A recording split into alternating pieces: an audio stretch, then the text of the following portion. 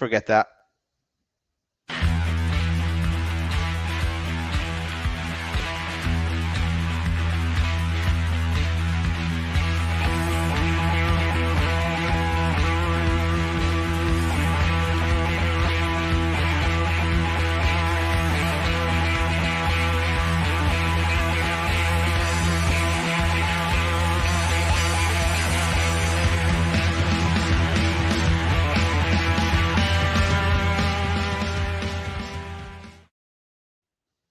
Hello, we're back. The season opener, Newcastle against West Ham, and it's match day live.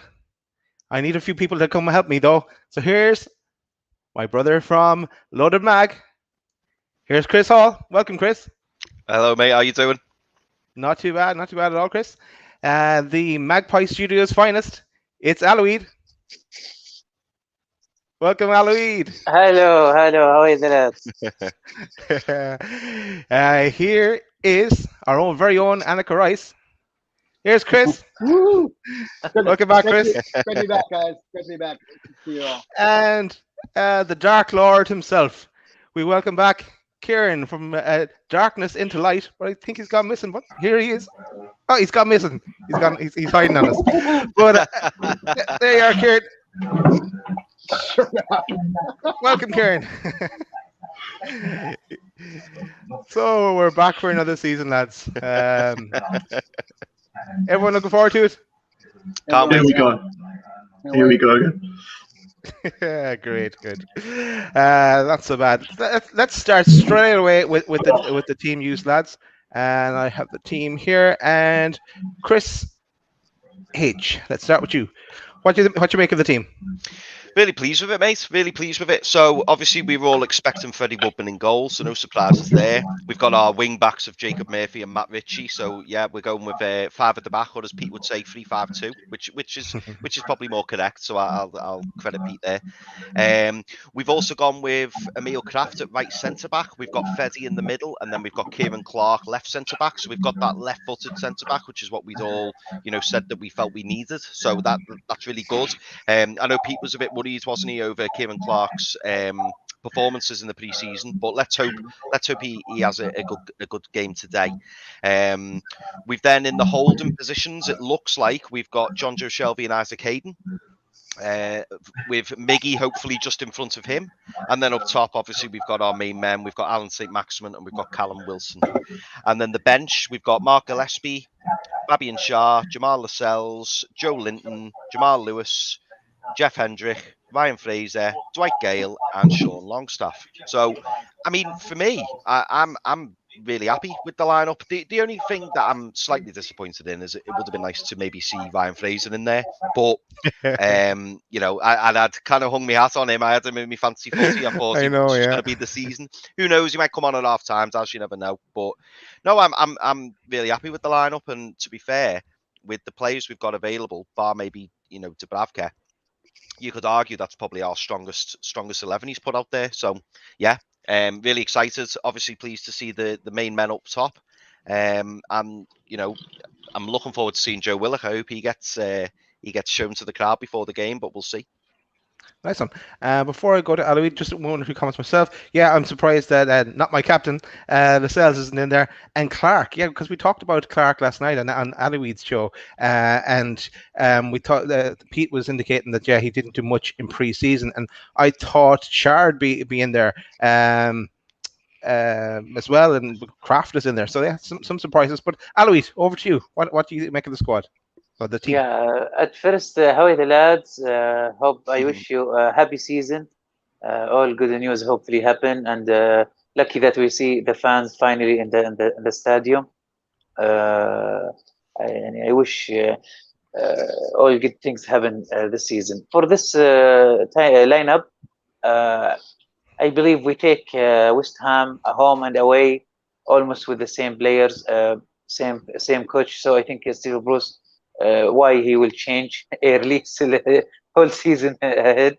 Why he changed thing now? It's as I said, we win this home and away, so I think he will continue on the same plan, and hopefully it work.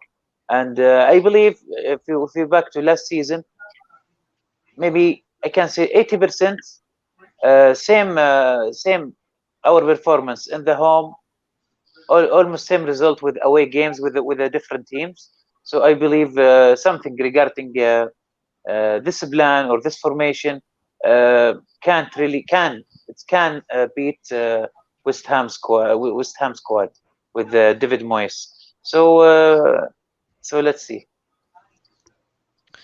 Cheers, Alois. Kieran, yeah, welcome as well. You just Thanks. didn't have the headphones in Yeah. before we started, but yeah, there's people commenting on your haircut as well. Fresh They're trim. saying Yeah. nice trim, so Yeah. all good. Welcome back. Summer trim. Yeah, thanks for having me again. Yeah. No problem at all, Kieran. So yeah, what do you make of the team, Kieran? I mean, I'm not really surprised because in the sort of the pre-season they were persistent with the three at the back formation, and in pre-season, I mean, it won, what was it? I think won 3 games. So I'm not surprised. I'm happy to see. I'm glad Murphy and Richie are playing. So I think it's a big season for Murphy. I mean, I don't quite agree with the 6-year contract. I would have given him a contract, but not quite. I'm not quite that long. Which I mean, I don't really understand, but that's for other people to decide. But yeah, I mean, the front three. I mean, on the day they can cause anyone problems. I'm disappointed that Fraser's not playing because again, he's another one who's had a good pre-season. But we just have to wait and see. Probably perhaps bring him off the bench or something later on. So yeah, I mean, Callum Wilson's got a good record, hasn't he, against West Ham? So we'll be hoping that he gets himself on the score sheet. To be fair, I am quite worried about West Ham. I think they're a good side. They've got some good players, and a lot of people actually think they're going to be in a relegation because they're in Europe this season. But I think they'll be all right. I think they've got enough. And they've certainly got enough to cause us problems. Cheers, Kieran. Yeah, Yeah. and it's great to hear some positivity from you, Kieran. Yeah. This is the first time I've heard. It must be because it hasn't kicked off for us yet. The new season, try a bit more positive. I'm going to try and hopefully be a little bit more sit back this season. I'm not going to try and shout as much. Hopefully, fingers crossed. Thanks, Kieran. And over to you, Chris. And everyone is admiring your backdrop again. And as you said before the start, it's the Simpsons look for the intro. Yeah, yeah. I fairly, if the lineup is pretty much as expected as you were. I'm not the biggest. Everyone knows I'm not the biggest fan of Kraft. I would prefer Shar, but it gets the job done. So fair play to the lad. Like others, I would have liked to see. I want to see a new Fraser this season. Whether he's really kind of turn things around with the club and his personal stuff, and just ready to start the season on a new foot, and really kind of show all that he's his potential. But John Joe Shelby and Hayden is kind of like the default lineup in the middle there. I am curious to see how we get Willock worked in for the next match when he's eligible, because it's not the most exciting lineup, and John Joe Shelby I think is kind of worn out his welcome at the club, but he does put in his shift every now and then. And then as far as the bench, I would expect that to see Joe Linton there on the bench, not working his way into the starting lineup this season nearly as much, and you've got Gale there as well to back up Callum Wilson in case anything happens to Wilson or Saint-Maximin.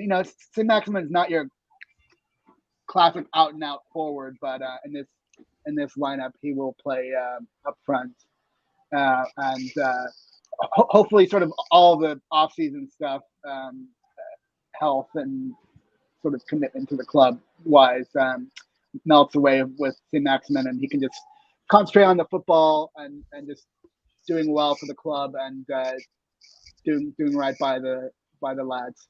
So fair play to the season. Let's get the season off to a good start. Nice one, Chris. Right, we go back to you, Chris Hall. Actually, you know what? I'm going to move Kieran and Chris. This is going to get too confusing as we're switching from one transition to the other. So let me go for Chris Hall. What is your prediction for today? And is there anyone in the West Ham lineup that you are fearful for? And I know you were unloaded this week. You had on away days, loaded away days. You had the West Ham TV fan on Dan. But yeah, you were talking about that topic. But yeah, anyone you're fearful of and the prediction? Yeah, so weirdly, Daz, I'm feeling really confident. Maybe it's because it's the first game of the season. I don't know. That 3-0 friendly win against Norwich really boosted things in the pre-season. It was just nice to see, that we can. I'm hoping this season that we put some of our rivals who are certainly lower down the league to bed, because I hope that we go on the front foot. I mean, I know we're playing 5 at the back, but I like to think, the fullbacks will really push on, and we really are a bit more attacking than what we normally are. So, I don't know. I feel reasonably confident. I mean, obviously West Ham, looking at that lineup, they have got a really, really strong lineup. I've already mentioned Kufal. I'm a big fan of him at right wing back or right back, if you like. He's going to be a really big player for them. Obviously, it was his debut season last season. He did really well. Ogbonna, we've touched upon. I am a little bit surprised that Fabianski's in goal. I had a feeling that maybe Areola would start, but then, to be fair, Dan on Loaded Mag did say that he thought Fabianski would keep his place between the sticks, so maybe it's not that much of a surprise. As I say, we touched on Ogbonna in the show, saying Ogbonna's a really strong centre-back. Craig Dawson, they got in. He was a really good signing. Aaron Cresswell. He's probably one of the stronger left-backs in the league, I'd say, in terms of consistency. He's a really underrated player, Aaron Cresswell. So yeah, he's a threat. We've got Rice and Souček in the middle. Both really good players. Rice had a fantastic Euros, didn't he? Souček, again, I think it was his first season last season, and he did outstandingly well. He's going to be a big threat in both boxes for me. So defensively, I think he'll be, a big, strong player in there, but attacking as well. I think they'll be looking for him because he's a big lad. With the 3 up front behind Antonio, they're probably going to have Ben Rama on the left. I would imagine Bowen will be on the right, and then Fornells in the number 10. I must admit, Dan was saying that Fornells was really underrated. I've not really been blown away by Fornells. I much prefer Lanzini from what I've seen. But Ben Rama apparently has had a fantastic pre-season, so that's a bit of a concern. He came in from Brentford. He was a bit part player last season, but you can see he's got the talent. He's got a bit of Maxi in him, where he just picks the ball up, takes on 3 or 4 players, and all of a sudden he's attacking. The back line. So he is a concern for me. So I'd say the biggest concerns for me today are Souček, Ben Rama, and Antonio. Because Antonio up top, if you give him a chance, he'll put it away. I'm a real big fan of Antonio. I know he's getting on a little bit now, but he's a really strong player. Looking at the bench, no big concerns there. Lanzini probably the biggest concern. Yarmolenko is a good player on his day, but I think injuries have gotten away from him. So, yeah, the biggest ones for me, I'm certainly going to be looking out for Souček, Ben Rama, and Antonio. They're the 3 that I think are going to cause us big problems. Cheers, Chris. Aloid, we'll go to you. Sorry, Chris, did you give a score prediction? I didn't, mate. I'm gonna say 2-0. I think Maxi and Wilson will score. I'm going to say 2-0. Okay. Aloid, any thoughts on West Ham and your prediction score? Their lineup improving, especially Rice. He have a good run on the Euro, and he's really improved. Also Ben Rahma, I think I'm worried about Ben Rahma and Antonio, as Chris said. and if I can predict a score, I believe there will be very good, a lot of goals because both teams are fresh and eager to start. Especially West Ham, they want to prove themselves. Regarding because they feel that we beat them twice last season. So I expected that, and I can say it's gonna be a 2-2 draw. 2-2 draw. 2-2 draw. Interested, Eloise, that one. Kieran, Chris, you're up next. Thoughts on West Ham and prediction? Yes. So I didn't know too much about Rice before the Euros. He's definitely a tidy player, solid, had a great performance in the Euros, and he's the talisman for that side. I am always concerned about Antonio. He's got something in his game that's always a threat. Generally we do well against West Ham. I'm looking behind me. I can see the Olympic Stadium or the West Ham Stadium. So hopefully it's in St. James's Park.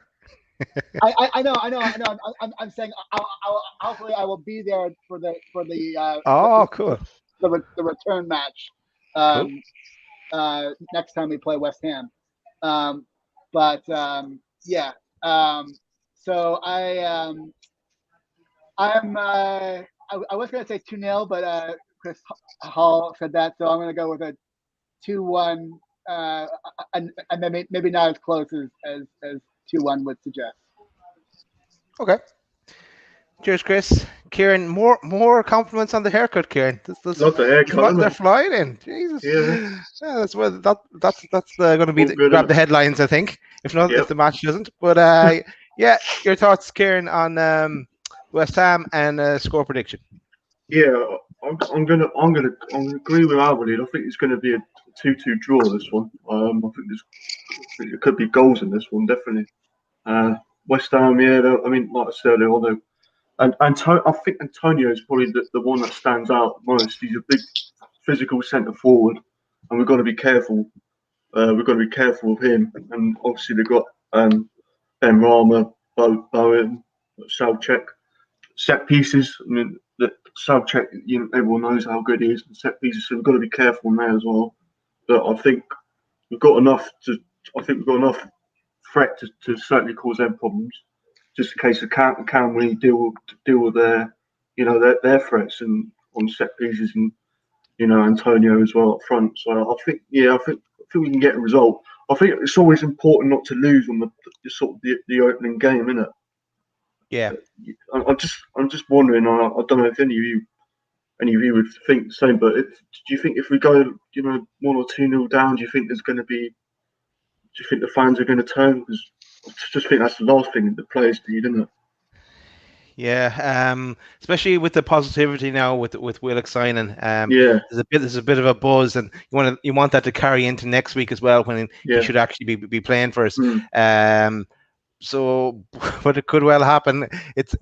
I was saying, I think on our loaded chat as well, that the kind of seems to be a bit of a softening of the. That's what I said the other day. I'm not going to say hatred, but I'll say hatred towards Bruce. So I think people are kind of going to give. Yeah, I think what people are kind of just accepting that we're going to be stuck with Bruce.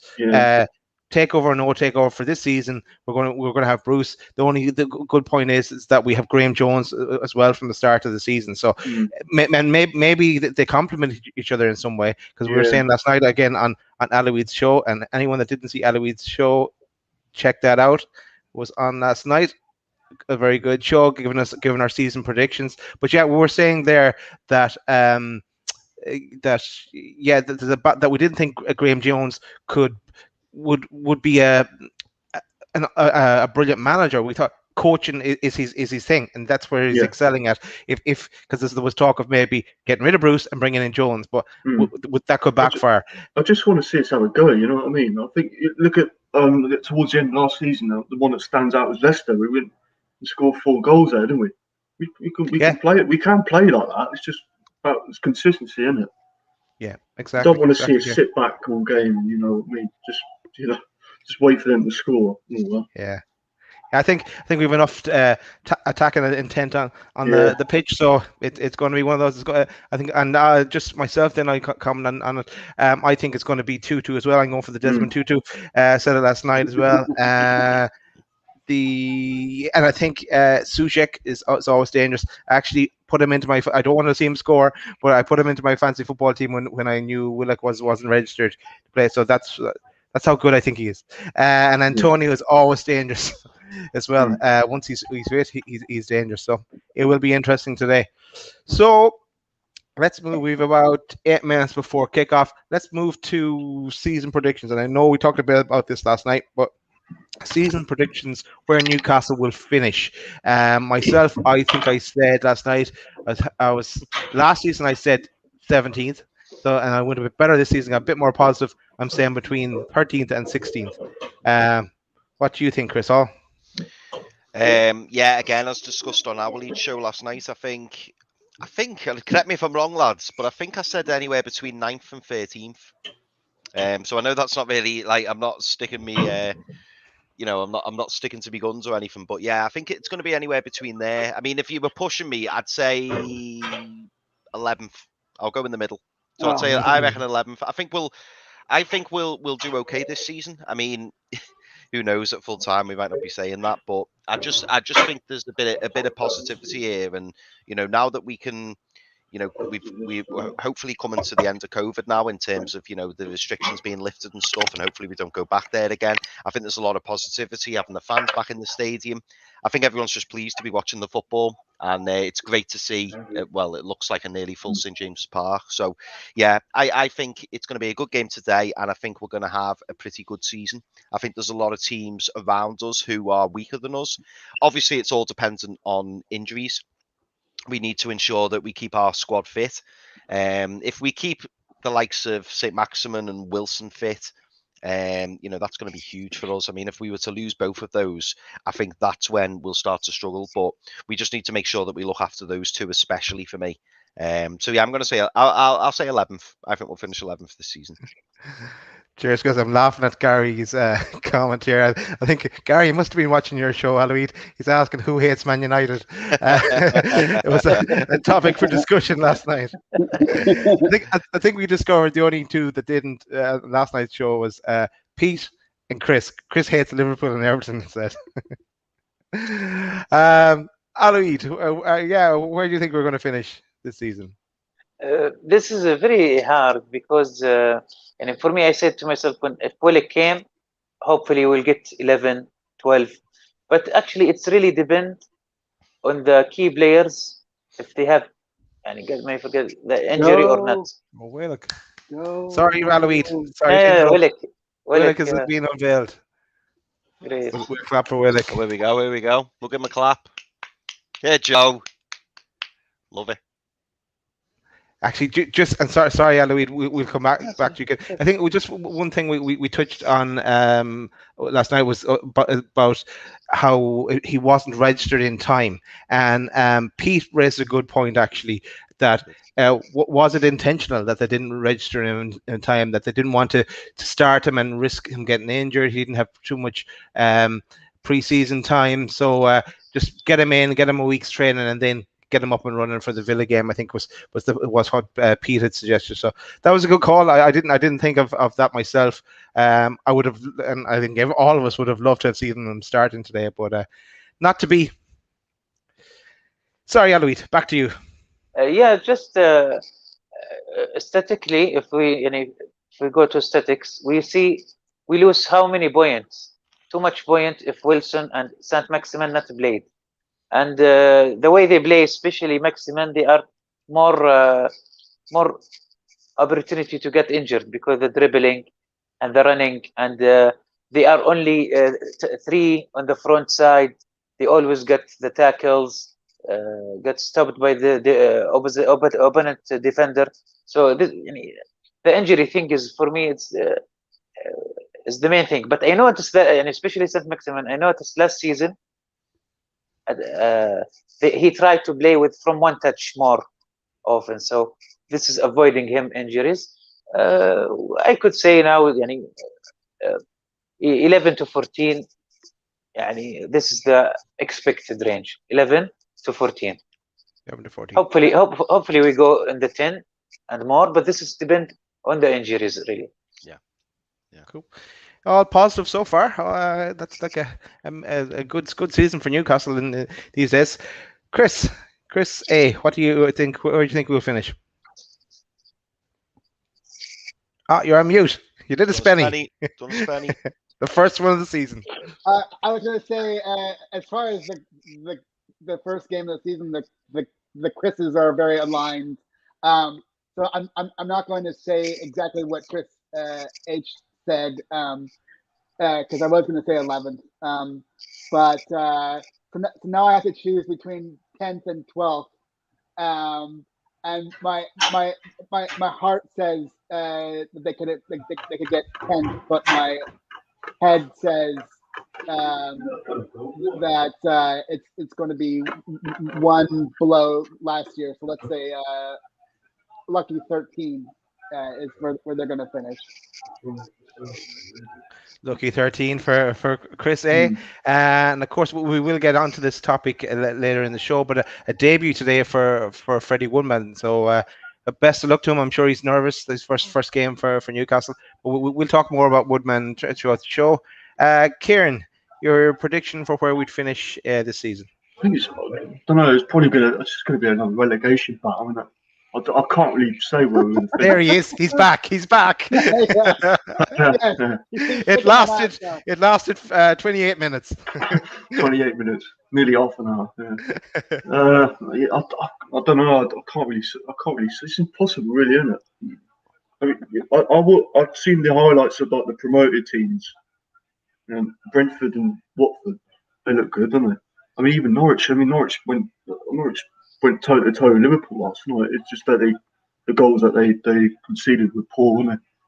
Everyone thinks they're going to go back down. I don't know. We've got enough. It's just the coaching team, isn't it? It's about getting the best out of them. We'll see. Yeah. Cool. There was one or two questions that came in. There was one from Brett about the changes in VAR. Anyone, any thoughts on the VAR? I saw there was, I think it was Bruno Fernandes's goal, one of his goals yesterday. That might have been ruled off if those lines were thinner. I think it could have been his third goal. They want a really good finish anyway. Yeah. I think the changes they have to improve on what they had last year, and also there was I don't know where I was watching it, but it was either a live game or a match of the day or something that there was one challenge in the box, and I think if it wasn't, it was last year. It could have potentially been a penalty, but it wasn't even considered this season. So some good changes to the rules, because it was getting a bit farcical at times last season. Anyone else any thoughts on that?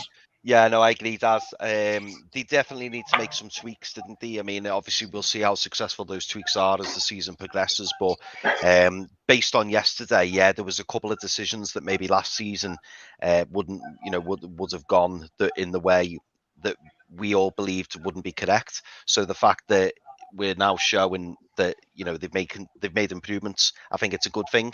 Because you hate seeing a game of football ruined. I mean, obviously, even if it's for your team, you do for the moment, you made up and obviously you're pleased. But then on the other hand, if you know something's wrong, you'll take it. But it does take away that little bit of that little bit of something where you think, no, we deserve that. So if you see somebody getting a penalty, or you see somebody being ruled offside, and you know that they're not, you just think it ruins it a touch. So hopefully this season things will be a bit more consistent. I think it's because fans are back in the ground now. That really should help it a bit, really, shouldn't it? The referees, they could be forced to make a decision and all that. Yeah, that's right. That is right. Exactly. What I want to mention straight away is that I managed to mention Joe Linton earlier without mentioning his number switch. So he's given up the table number 9 strip to Callum Wilson, and it would be great for Callum Wilson to get off scoring in the number 9 shirt this first game, and show what a proper Newcastle number 9 looks like. And fair play to Joe. He didn't ask for the number 9 strip. It was a lot of pressure on him the first 2 seasons, but it suits him more to be out of the number 9 strip and to give it to Wilson. And fair play to both of those lads. I hope they both have a great season. Good show, Chris. Yeah, and it's at least we have a striker now that can put the ball in the back of the net, and hopefully he does it today. It'll be great. As the game gets underway, and West Ham have a corner, I think. So we'll just stay with the corner for a second. Early test for Woodman. And they're about to swing in the corner. Seeing the strip, it's quite a busy kit with all the cleared off the line. Yeah. Almiron, another corner. Oh. I was about to go to the sponsors, but I want to stick with this for this action before we talk sponsors. Suchek causing all kinds of trouble. Told you about him. He's the threat. Yeah, he is. Big lad. He's causing all kinds of bother already. We're only 2 minutes in. What's the point of all the dots below the numbers and then on the side? I don't know. It's just is it for like air? Is it like holes in the? No. Was that nearly Suchek again? It's gone out for a throw, I think. Yeah. Right. We're good to go. Yeah, so I just want to give a shout out to the sponsors. First one being Spider VPN. Shout out to the lads at Spider VPN. Next sponsor being Skips and Bin and Bobby the Bee. Shout out to the lads there. All their details. Sorry, Bobby. Yeah, that's it, Chris. I also want to shout out to Jabbed Signature. And then we get on to the more morbid stuff, I'm afraid, is Darren Baldwin's funerals. And you're spoiled for choice in this department. You also have L&G, Family Funeral Directors. So, yeah, hopefully you won't need them, but they're the guys' numbers if you ever do. So back to the game, and there was another question in there that I wanted I didn't want to skip by. Was yes, it's from Keith, and was, do you think we'll make any more signings? Possibly loan signings. I don't see any splash in the cash. Ashley's done with that. Yeah, so you loan signings, Chris. What department, what area of the pitch would you like to see, or would you think we'll make those signings in? We need like a number 10. We need some kind of offensive midfielder. But I'm not optimistic that we're going to get anyone that we would really useful. But yeah, we could use another striker and like a number 10. I don't think we'll get them. Striker and number 2, be interesting. We do need some kind of back. Oh yes! Go on! Who was it? Wilson, was it? Maximin. Yes! Maximin then was unbelievable. He was unbelievable. Let us go. Well done, Wilson. Right in the number 9. Right place, right time. I called it. Fantastic. Love that. Wow. He always likes to score against West Ham, doesn't he? Just the season. Just to describe it to you, so St. Maximin was in the far end of the pitch by the corner flag. Just watching the replay now. In fact, it was Miggy doing. Oh no, Shelby. Shelby done some really good work. Robbed the ball. St. Maximin's doing all kinds of step overs. Jinx left, jinx right, jinx left, jinx right, and then he dinks right. Ball in. Callum Wilson, bang. Fantastic. Absolutely fantastic. Yeah, St. Maximin's made that goal. All on his own. Oh, he did, yeah. And Shelby did well to intercept as well. So credit to Shelby as well. Yeah, fair play. But yeah, no, his ASM did all the work. Oh. And go on my fancy football team as well. I have Wilson in. Nice one. Wilson, bullet header. Fantastic. He's my Couldn't miss, to be fair. Yeah. Now, keep going. Don't step back now. Keep it up. Keep going. Yeah. Sorry, yeah, Kieran, we'll go to you next. On who do you think we are? Do you think we'll make any more signings? And if so, what positions? I personally, I think he's going to be a couple of loans. I don't see him spending any more money. I think we need I'd like to see a real dominant midfielder coming. Someone like a Barkley or and probably a centre half. I like Carter Vickers. There's been rumours about him coming. I think you need somebody. Oh, he's in again, isn't it? Go on, Callum. Maybe not. No. Yeah, a centre half that can play out from the back and use the ball. I think they're trying to get Twanzebe, but he's gone to Villa now. Yeah, that's right. I think he's an old-fashioned centre half. I think the Carter Vickers one is actually Jones because he worked with him at Luton apparently, didn't he? So yeah, he's. See, it's another thing. He's more up to date with the modern game. Bruce is going for Twanzebe and Jones is going for Carter Vickers. He's a more modern day centre back. Yeah, and kind of a pacey centre back is what they're looking at, and give him a shot if Jones rates him, why not? Yeah. Aloid, we'll go to you next on that one. Any more thoughts on who we could potentially bring in and what positions we look at? Centre half and backup for Wilson, because Andy Carroll gone, and sometimes it's a long season, and we need someone. I noticed the last days talking about Rodon, his expert player, Rondon, is it? Rondon, sorry, yeah, Rondon. Rondon, yes. So yes. Someone like him, or someone with experience, even if he's old or can play for one half, but we need support on the goal scorer. So this is the main thing, and could be covered by loans if this is what only our chances to get players. I think you should probably get another centre forward because Callum Wilson is not going to last all season, is he? Yes. You know what I mean?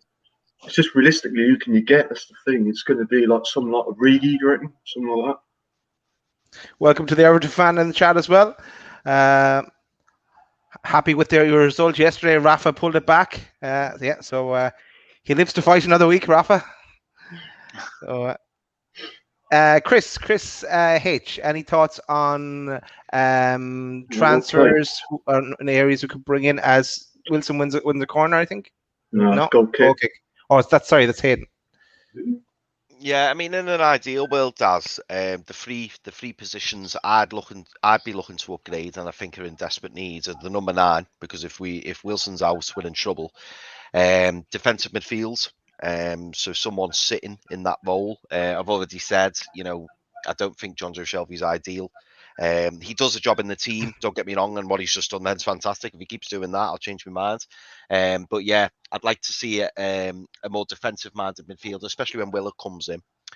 I would also say probably a centre-back.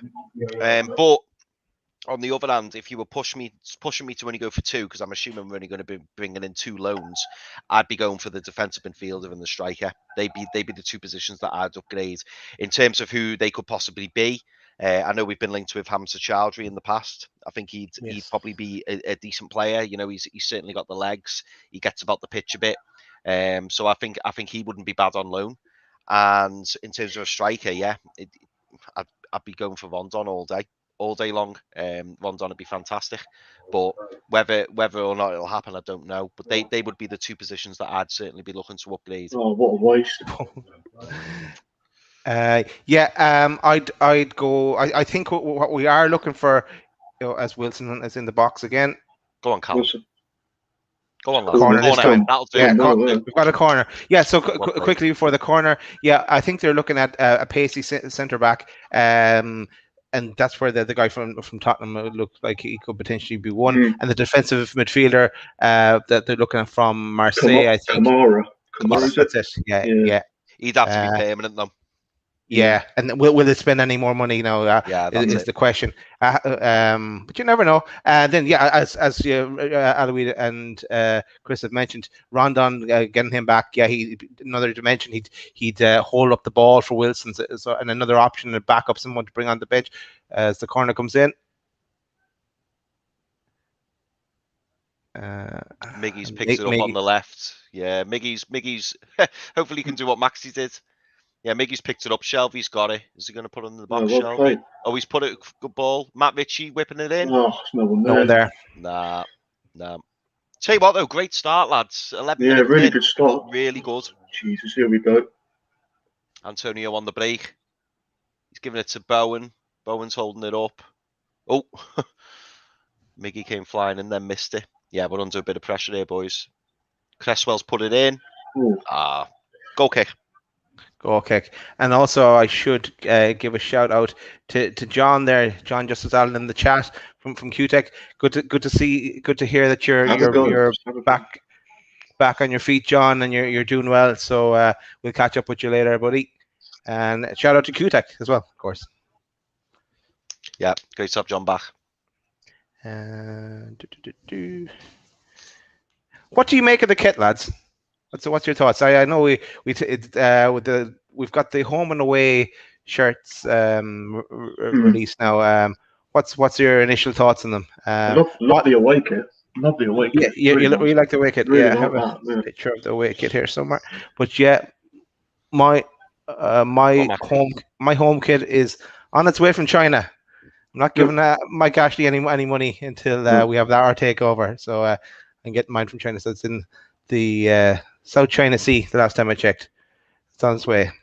And yeah, here's the away kit, Kieran, that you were talking about. Yeah, it is nice. Yeah, the home kit's a bit bland, I think. You know, the number 4 and number 4. The 4, yeah, is annoying. Yeah, it is. I think it's nicer than last season's one, though. Oh. Yeah, it's a little bit better, actually. Yeah, definitely. Yeah, last season's was awful. So let's go around the table, and we'll start with you, Alois. We'll start with Alois this time. What's your thoughts on the opening 13 minutes, Alois? And what? Just the opening few minutes of the game. Actually, how you guys are performing? Yeah, it's we are the good thing we continue from where we end last season. Same chemistry. Maybe the chemistry. This is even if it's not the best, but at least the player everybody know his role. We noticed when the ball with Maximan before the goal, all the players try to get they're afraid from Maximan to repeat what he's doing against them, and unfortunately he just because I liked Rice, he took Rice right and left. That was a great goal, and this is the chemistry. And I wish if, and of course they are expert and they know, I wish just try, especially Wilson and St. Maximin, to avoid excessive contact to not lose them early this season. Cool. Cheers, Alois. Chris H, your thoughts, the opening few minutes? I think it's been really positive, mate. I mean, obviously, West Ham have got that threat, and I'm not going to forget that. But I think it's been really positive. We look really up for it. Maybe that's been the Joe Willock announcement before the game. Maybe it's having the fans back in the stadium. I mean, particularly out of everybody, the person who looks most up for it's Maxi. Like you can see, as soon as he gets the ball, he just lights up. He's been a constant threat. Looks like he's sitting just off Wilson, which is interesting. So maybe they're trying to maybe play like a 3-5-1-1. So Maxi's picking it up a bit deeper, which is good, because then I think I mentioned that a while ago. For me, I like to see him running at players and causing problems.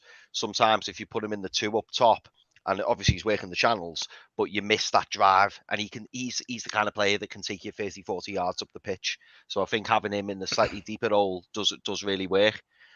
Ball into the box. Oh, it was a poor cross from Ben. Poor Rama. defender, that. Poor defender Yeah. got caught out there. Murphy just Yeah, if that was a better cross, that could have left his man there.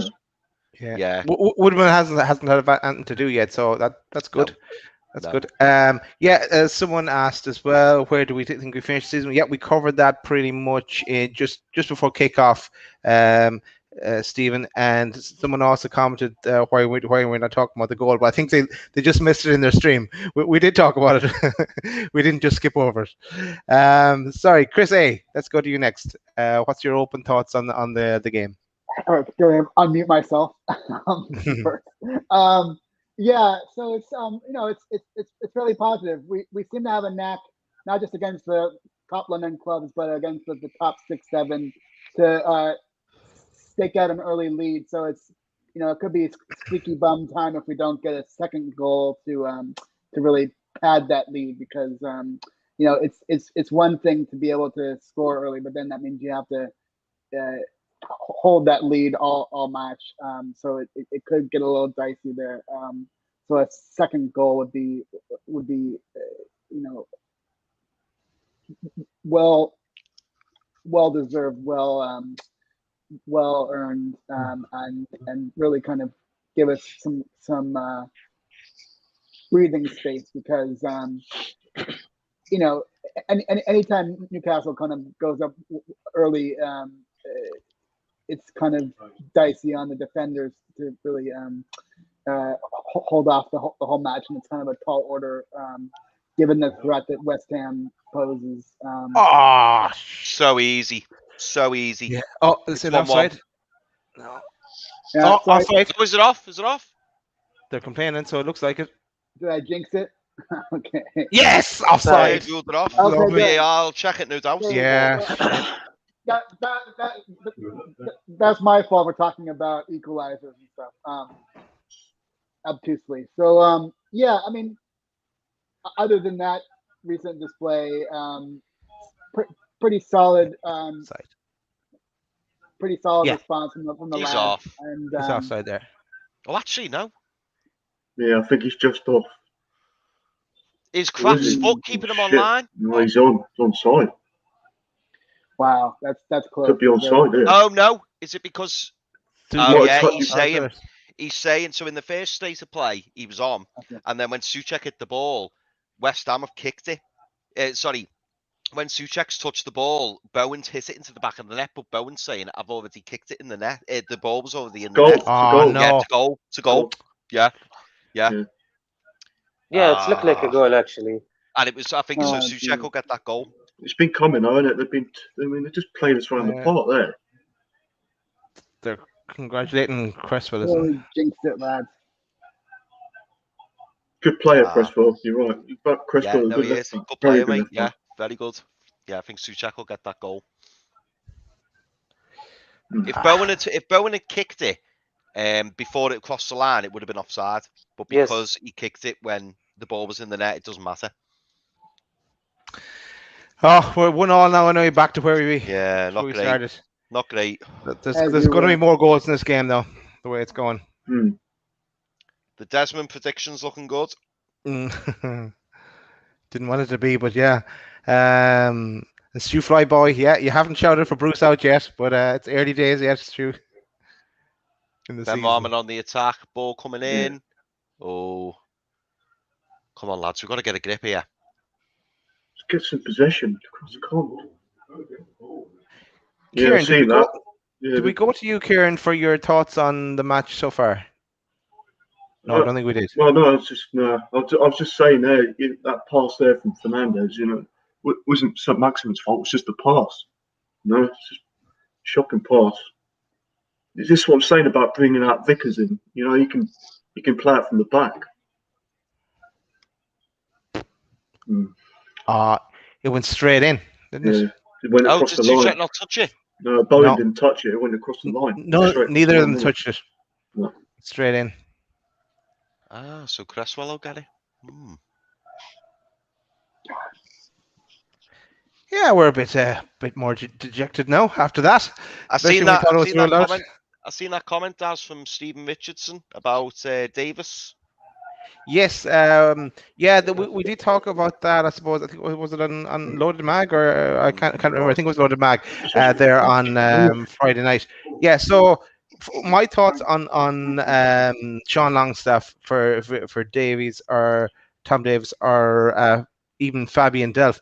To me, I'd put them in the same kind of category, as in they're play. Okay, Sean Longstaff is younger, but I think he might be younger than Davies, but they kind of had a one good season or a half a good season and then did nothing else, and that I'd put kind of Sean in that bracket. Of course, yeah, Rafa wants to get Sean back to try and get the best out of him again. I could see us selling Longstaff, but selling for cash. And what I was saying there is what was to use that cash then to buy someone maybe from France, like the guy from Marseille. And because, but I wouldn't go for Davies. No, that'd be my thoughts. Chris H. Yeah, I'm the same as you, mate. Yeah, so I've obviously seen a fair bit of Tom Davis, and obviously the majority of my friends are Everton fans. So Stephen, nice try, but no, we definitely don't want Tom Davis, in my opinion. He kind of broke on the scene, didn't he? I think he had that fantastic game against Man City, and he done that like Cruyff turn, and then I think he scored. And yeah, Tom Davis, he's kind of, I see what you mean, Daz. He's kind of in the same ilk of Sean Longstaff. I think he burst on the scene. Everyone was expecting great things, and then he's just kind of fizzled out. Yeah, so I mean, for us to swap Sean Longstaff for Tom Davis, I think we'd be getting the raw end of the deal, if I'm honest. I think Sean Longstaff's got a bit more about him. Be a good deal for Everton if they got it. Oh my God! Bowen's through. Keeper went out. Great save, though. It was a great save, but Woodman should have gone off his line there. He just stood there. But yeah, he made a good save. Woodman doesn't look comfortable, is he? Woodman looked petrified then. He just stood there waiting, and it was lucky that Bowen hit it right at him. Pass it. Back where Maxi is. He's going to go all the way. Maxi's going break. He's literally breaking from his own 18-yard box. Oh, God. Miggy. All the way back. Running into their trouble. Shelby's on the ball. He's going to spray it. Oh, Wilson. Go on. Oh, unlucky. Unlucky. It's a good idea. Yeah, good idea, yeah. But yeah, in terms of, so to answer your question, Stephen, no, definitely wouldn't want Tom Davis for me. You can keep him. Thanks very much, though. I forgot Stephen was the Everton fan, and we've been linked to Tom Davis a number of times. Yeah, it's just another one of them midfielders that are just slow, aren't they? Yeah, you know what I mean? Honestly, I never heard of Tom Davis. Terrible dress sense, Chris. I'm sure Stephen will back me up on that. Him and Calvert-Lewin are the same, aren't they? Oh, mate. Yeah, they're like a poor man's Beetle. Yeah. See what I mean about this Maxim, man? He's too greedy. He's far too greedy. Yeah, West Ham are really putting us under pressure now, lads. It's really the Hollywood thing return. End to end, though, isn't it? There's no real playing across the park at all. It's just up and down. Yeah. Game of tennis there. Yeah, we just need to get the ball. Keep the ball. Yeah, we do. I believe settle down a bit. Need to settle down. Yeah, Woodman just. David Moyes did some change on the last year game.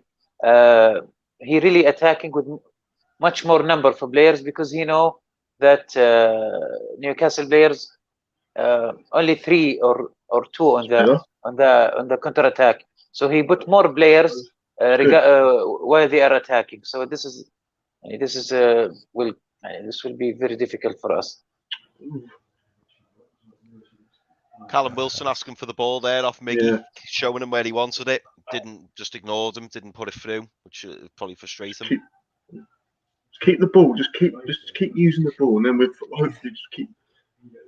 ASM is very deep for us. Very deep. He's playing the number 10 role by the looks of things. He's causing problems for them, though, isn't he? It's like what we were saying before, Daz. You need him deeper because as soon as he gets the ball, a little flick and he's away. And you need someone to put that pressure on. I think when Willock comes in, he'll be pushed up further again because Willock will do that and lay it off to him to do his magic. Maxi's Here playing we at go. the moment. Yeah, he is. Oh, maybe you see what I mean? Yeah, let's pick Yeah. the ball up, running at them, But he causing does too problems. much, Go on, isn't it? Mickey. Oh, hit the bar. Oh, Mickey! Hit the Hit the crossbar. bar from there. Did he? Yeah, the keeper got a touch. Oh, Why? This is a good game. Brilliant. St. Maximin moving deeper is working far better. Yeah. Far better. I think they've said go deeper and run at them. Oh no, he didn't get a touch. Oh. oh God. Good I'm game, lucky. though, Dance, as you say. Good It game. is, yeah, end to end. Okay, we got the So- corner Corner to anyway. Newcastle. That's all we ask, innit? Just have a go. You know what I mean? Yeah, and we are We having a want to go. be, we Keane. want, yeah, we want to be entertained. Yeah, we're having a go. Get up. Oh, Freddy. Oh, he's got. Go on, Kieran. Oh, Another Good corner. lad. Is it? No. No. did any of you see the on Talk Sports one that Leeds fan phone in and he said that if they play like that for some rest of the games they'll get relegated. You know, like, they got beat 5-1 yesterday. And they think if they stick with their manager they'll get relegated. And I'm thinking, what?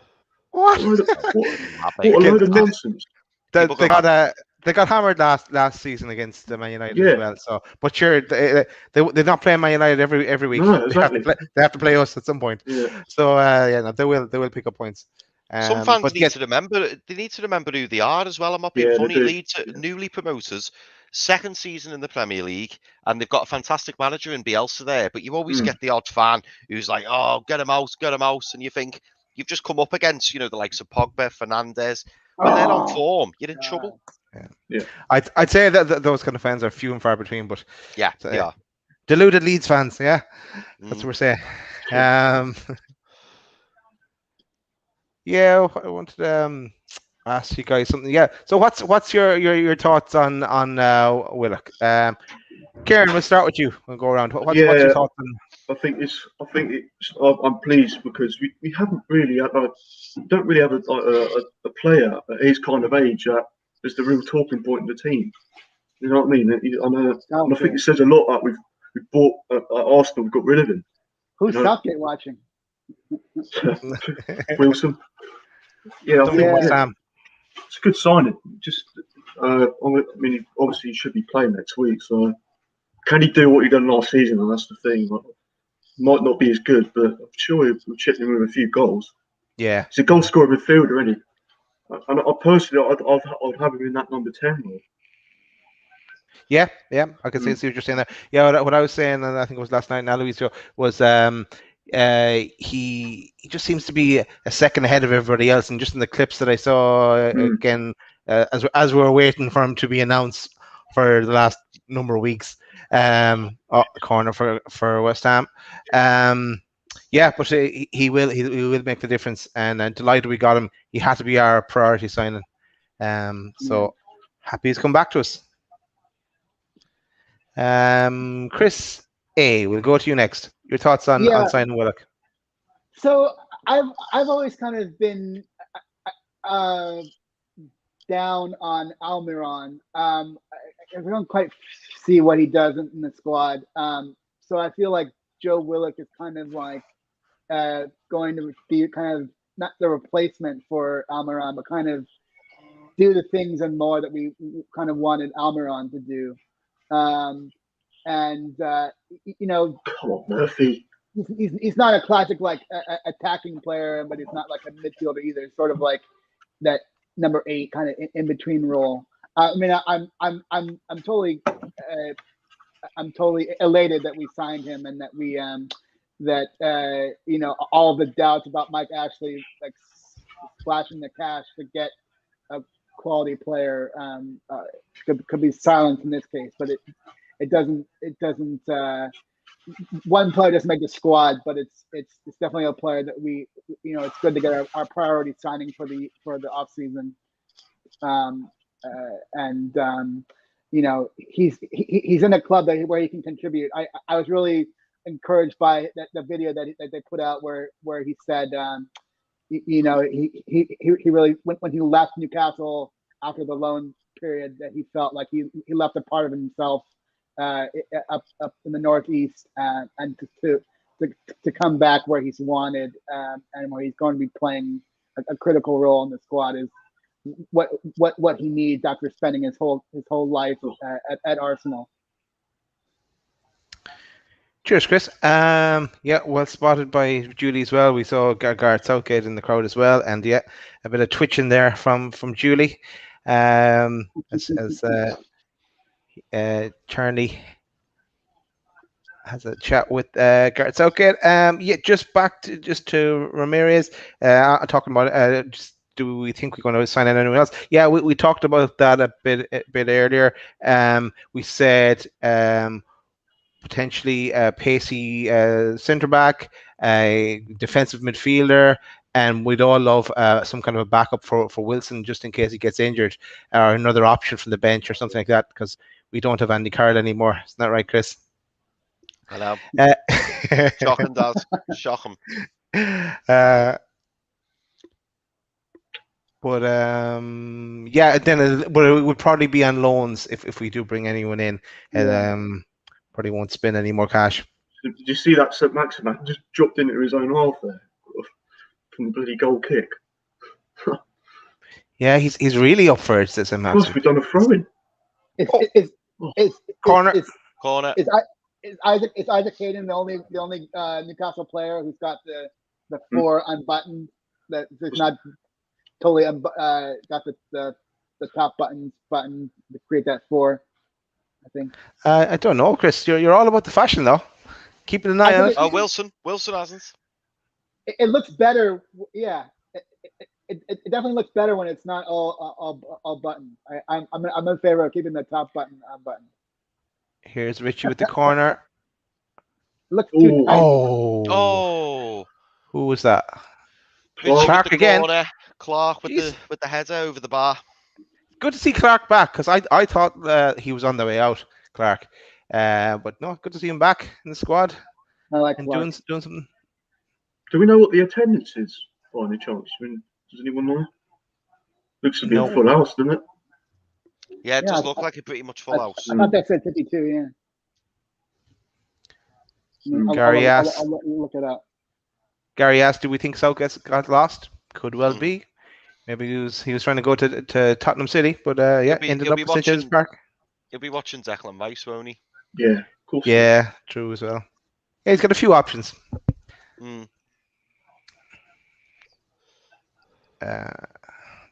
it's all a bit tense at the moment, isn't it? Because it's very end to end, and West Ham having more of the possession, but Newcastle, you could argue Newcastle having the better chances, maybe, even though they're not great chances. That we've had a few more chances, I think. Cross. It was awful. Maybe I'll use this rare break in play to take advantage of being on NUFC Matters and say shout out to Loaded Mag. So yeah, if you haven't caught up on any of our shows on Loaded Mag and our channel Loaded HQ, you can do so. We've had a number of shows over the last while. Here's a collection of them, actually.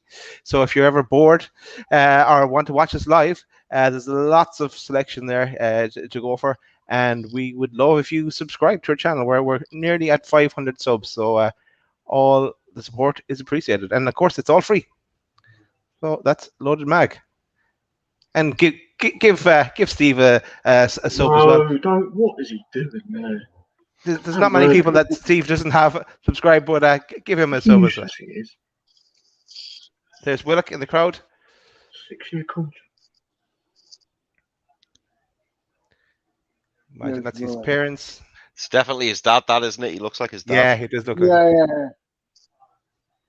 He's kind of concerned. No, he's probably going, if I was in there, I'd do this. Next week, Joe. Next week, yeah. Who we got next week? Villa. Is that away? I imagine we're away. I haven't checked that. Yeah, I think it might be, isn't it? Usually yeah, happens, isn't it? Yeah, because Villa were away at Watford, 3-2. They came back to they got 2 late goals there. Ings scored a penalty in that one. I was surprised that Ings went to Villa. Yeah, it's a strange one, Yeah, Southampton fans aren't happy. Yeah, the knock-on effect with the money, the Jack Grealish money.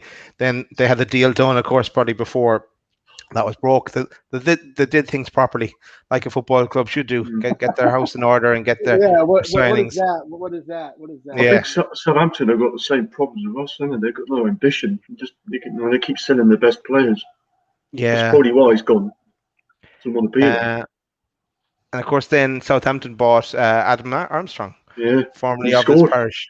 Yeah, he did. Yeah, Good finish as well, wasn't it? Yeah, against, it was a great finish. Against Rafa, who I think Rafa let him go. That's what we're saying, and I didn't check it out, but I think it was. Yeah, that's true. Oh, that was good. Yeah. Dr. Rochter says we need to step it up since the hammers have leveled. Yeah, totally agree. It's gone a bit stale, hasn't it? I mean, we need to get on top of them. Sorry, Kim, what are you saying, mate? I was just saying we need to get on top of them. Press them. Yeah. Stop letting them have the ball. It's the same, isn't it? It's the same as last season. Yeah, it's all a bit tense at the moment. And Maxi, it's interesting. Maxi keeps starting deep, and then all of a sudden he'll appear next to Callum Wilson. So he must be clocking up some miles today because he's literally everywhere. His work rate. Yeah. On fleek. Every time West Ham come forwards, they look threatened. Yeah. The wing back Cresswell, he's the threat. They come forward.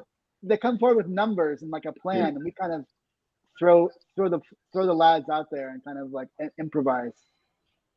They're just showing a St. Maximin heat map now. Sorry, Daz, you just about to say that. Yeah, exactly. Yeah, he's all over the place, isn't he? Yeah. Mainly in our half, though. Yeah.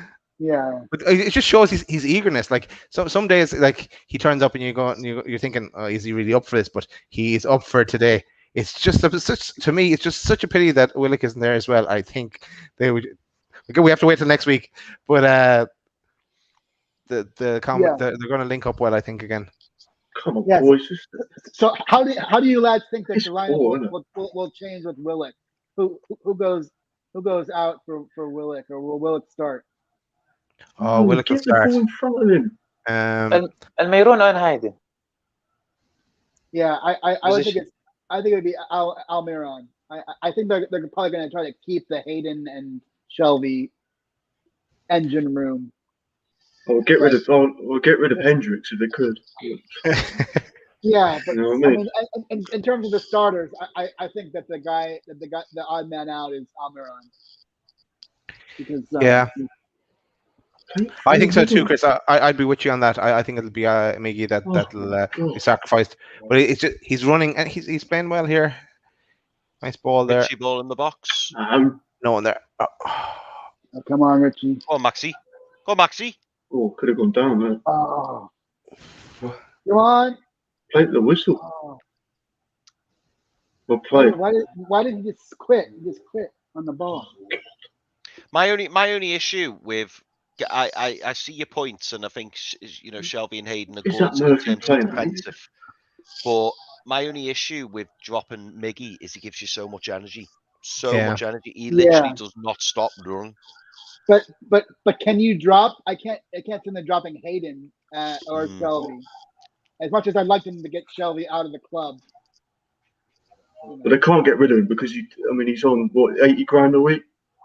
It's just ridiculous. Isn't it? Yeah, ridiculous. No one's gonna take him.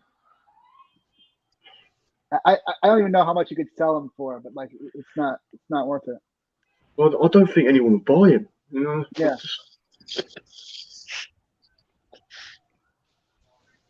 It's Maxi again. Come on, we're having a go.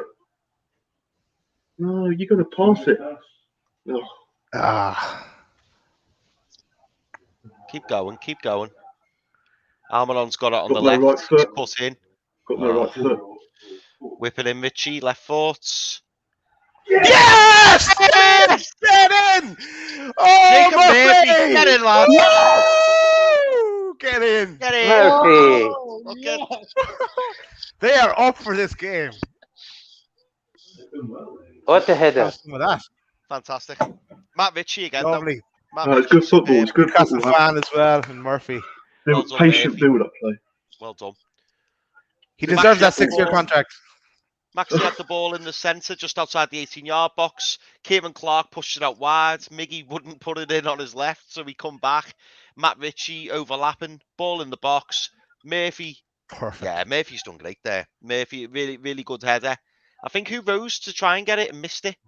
I think it's Was that Hayden. Hayden? Yeah, Hayden. Yeah. Just went over Hayden's head, which allowed Murphy to just have a free header. So yeah, 2-1, 40 minutes gone. Looking good. Come on, boys. Let's kick on now. Come on.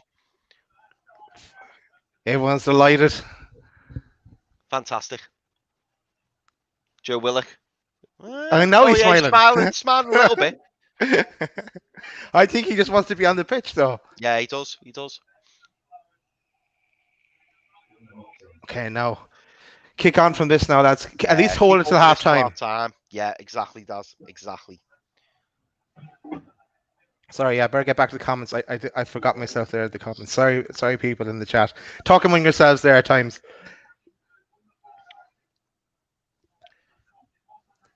So lads, let's ask another question ourselves.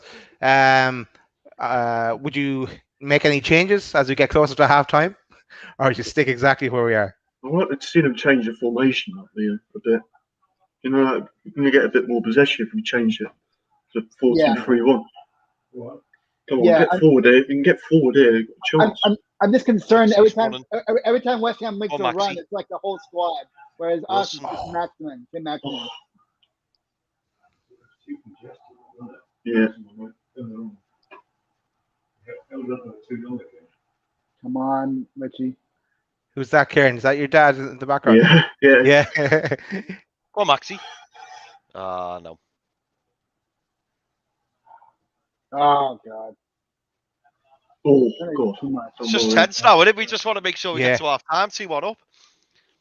Don't want to concede the goal now before Okay, half-time. Really No, don't no. want to concede the goal. No. Take it easy now.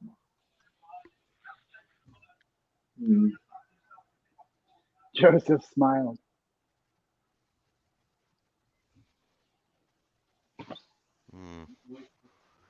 In terms of your question, Daz, for me, I know what Caden's saying.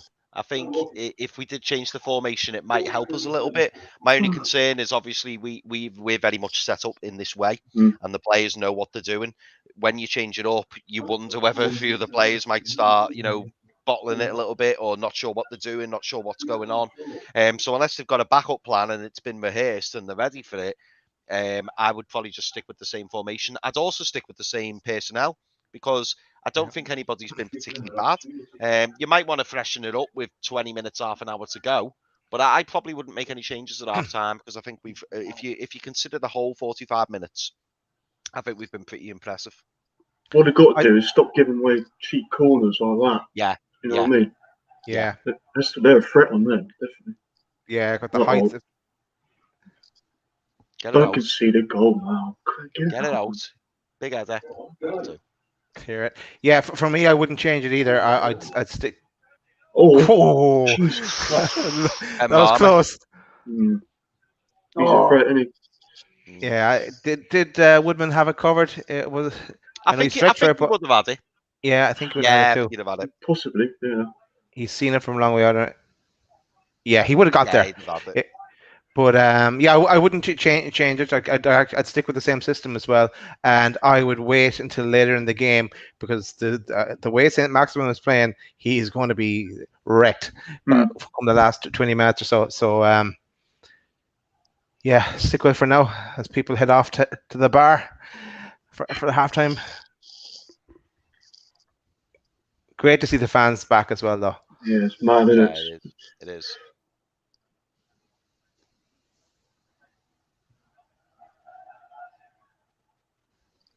We still look a bit vulnerable in the wing-back positions. West Ham are really trying to push us. And I think it's that gap between the right centre-half and the right wing-back and the left centre-half and the left wing-back. So sometimes if Murphy and Ritchie push up a little bit, It just leaves that little bit of gap. Yeah.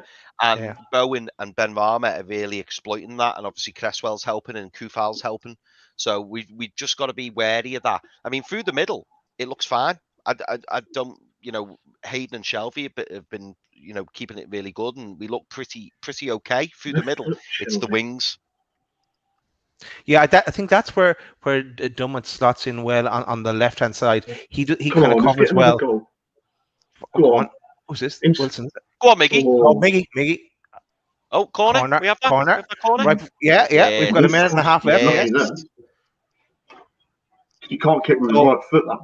With this corner, it looks like we'll be good in at half time, 1-0 up at least. So let's make sure of it now. Yeah, he's a good footballer, isn't he, Wilson? He's a very good footballer.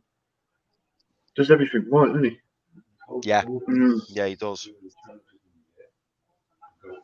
Okay, talk us through this one, Chris. Okay, so we've got Matt Ritchie taking the corner. We're approaching the 2nd minute of injury time, so there might not be much more play after this. Ball coming in from Ritchie. It's an awful. Yeah, it hasn't beat the first man. Oh, what is that? We've got Jacob Murphy. He's pumped it back in. Headed out. Go on. Oh! Keep it down. Get your foot over it. Craft. He loves an air shot because Kraft, doesn't he? When he gets a chance, it's always in Rosette. Yeah, edge of the box. So the ball got whipped back in. It bounced off a West Ham player. Came to Kraft. He was about 15 yards out. And yeah, straight over the top. Bruce thought it was going in as well. Yeah, the one player you probably didn't want it to fall to, or one of a few players. So Mikel Antonio's picked up the ball. Back to goal. He's surrounded by Newcastle players. Yeah, got it off him. John Joe Shell. Half time. There we go. Half time. That'll do, boys. That'll do. We'll take that. Newcastle lead 2-1 going into the break. And Wilson's doing what he said he'd do. He'd kick people up the ass if he needed to. He's leading by example. He got off the mark. That was the first goal, and then Murphy with the second. And the controversial goal for West Ham, but yeah, it didn't get a touch from anyone. It went straight in from Cresswell. So legitimate goal. Yeah. Happy days, though. It's better, isn't it? At least we're having a go. Yeah, exactly. We are. It was end to end that first half. Just want to, use the ball a little bit better on the floor and stop kicking it in the air all the time. But apart from that, it's not been that bad, is it? Really? Yeah, just a commentary from Stephen as well, saying that he thinks it's going to be a tough season for West Ham when they're in the Europa League as well. Long, hard season for this. There's a lot of games in that Europa League, but Well, we found that when we were in it. We only signed Bernard Benita the season after. Look what happened. That was the season. Yeah, we could have kicked on. There was Pardew was manager. Yeah, when we came 5th or something. Yeah, I remember that. But anyone else? Any thoughts on would they make any changes? And if they were to make changes, what time would they make those changes at? Aloid, we'll start with you. I can see after the goal, the players of Newcastle, they tried to catch a breath. So I was worried from conceding a goal, be back to defense. It's a great play, but obviously, I wouldn't change, but we need to change because the stamina. And maybe you can see Longstaff instead of Shelby or Hayden or Almiron. It's good to play some ready players just to put them on the mood of the season. But now it's not like we are guaranteed a score. I believe they will go West Ham. They will go more, and they will. I believe they will score again. So we need to just refreshing one by one, just for, to make sure that the player will not collapse at certain point. Yep. Cheers, Aloid. I'm going to make a Graham Jones change myself. I'm going to bring in Pete, a very happy Pete, I think. Pete. Still early. It's just a quick pit stop, boys, because I've got 2 kids that I'm looking after, so that's why I'm not on it.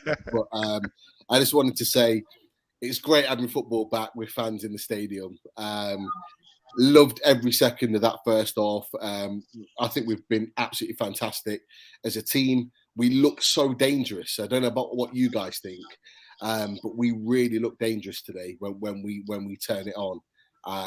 And I'm just buzzing. I'm absolutely buzzing. 2-1 up. More goals, I think, are in this second half for us. I think we can win this game comfortably. Thinking really positive today. So, like I said, I don't know what you guys think, but I'm absolutely buzzing. But Yeah, Pete, what about do you believe the stamina of the player they reduced? Sorry, that. No, it's a great question, Walid. It's going to happen.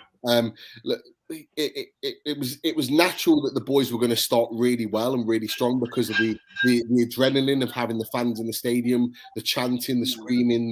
They've not had that for a year, so it was always going to be natural that was going to kick in. It was always going to be natural that was going to dip throughout the game, and it did. We scored early, then we sort of started to retreat to our own box, and that allowed West Ham in. West Ham didn't necessarily play well, in my opinion. I think we just dropped off the play and we allowed them to score. But as soon as they scored, what did we do? We went back at it again, and we caused them nothing but problems. It's the first game of the season. Adrenaline always gets you through the first game of the season, especially if you're the home team. And I think we've got enough really to get through this game. We just need to keep pushing them backwards, keep counter-attacking them the way we have, because they can't handle us. They can't handle St. Max. They can't handle the strength of Wilson. They can't handle the pace of Murphy. Richie's delivery has been absolutely pinpoint today, which is what created the second goal. You know, Almiron's been lightning. When he's got the ball, he's running direct. They don't know what to do. We've got pace and power. We haven't even got Willock on the pitch, but we've got pace and power running at them, and they don't know what to do. We just need to keep that going for the second half. If we get the next goal in the second half, the game's done, in my opinion. Yeah, I don't think they get back in the game. Because if you look at their bench, and I looked at it straight away, if you look at West Ham's bench, they haven't got a lot to come from in the second half, where we've still got players to come on, the likes of Fraser, you know, potentially Gale. We've got players that can come on and still affect the game. They don't really have that.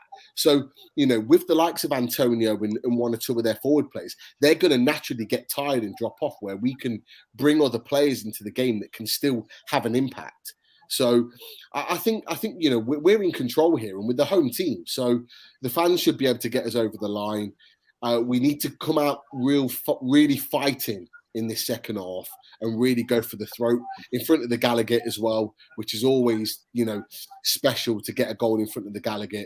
Mate, I'm buzzing. I think it's been a great start to the season for us. Started really well. It has been end to end. Like, it's a great game to watch as well. Even I imagine for the neutrals as well. It's been buzzing, and ASM has been on fire. So I think he's probably going to tire as the game goes on. But what did you think of the goal, Pete? The West Ham goal, the legitimate goal for you?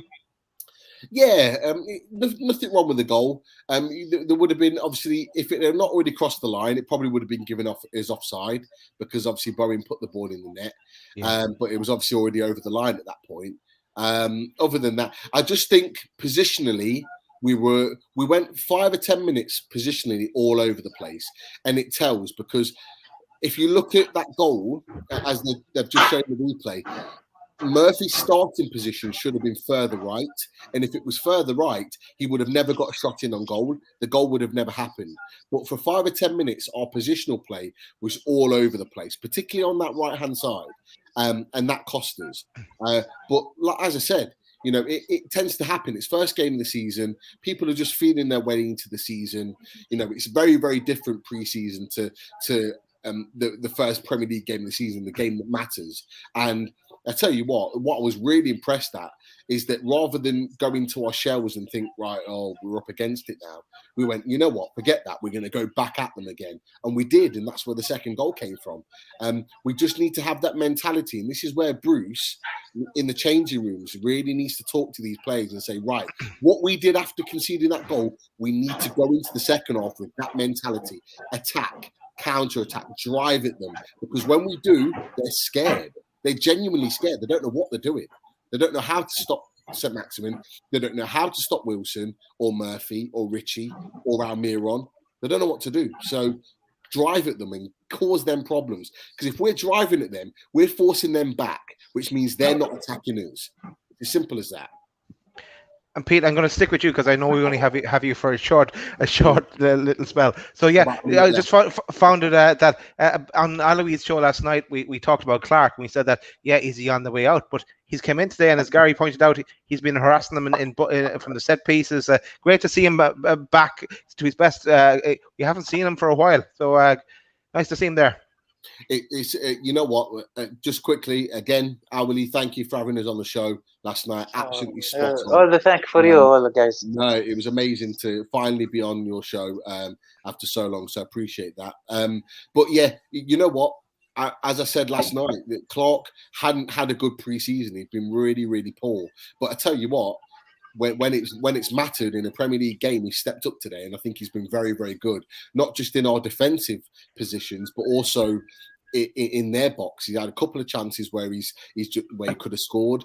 But actually, more importantly, he's been quite good on the ball. He's kept it simple. He's kept the ball ticking over, and he's not created problems for himself. So, I'm quite happy to criticise players when they're not playing well, but equally, I'm more than happy to praise them when they've kind of proved me wrong, because I didn't think he would be very good if he was given a chance. But he's definitely proved me wrong today, and hopefully he continues to do so. Nice one, Pete. So we're all still crossing our fingers and hoping we see this game out. But no, they can't sit back. They have to push on and go for it. And if they need to replace people who tire, make the changes. But I feel more confident with Graham Jones in there that we'll keep our heads, and it'd be lovely to get a win the first game of the season. Definitely. Boys, I'm going to have to go because I can hear the kids making a little bit of noise. So I need to see what they're actually doing.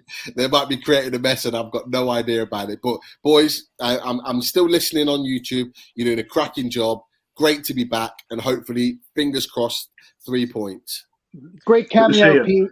Great cameo, Pete. That's right. We might catch you on Loader later on, Pete. We might see you later on. Yes, definitely. Look, buddy. Take care. So yeah, just a little advertisement as well.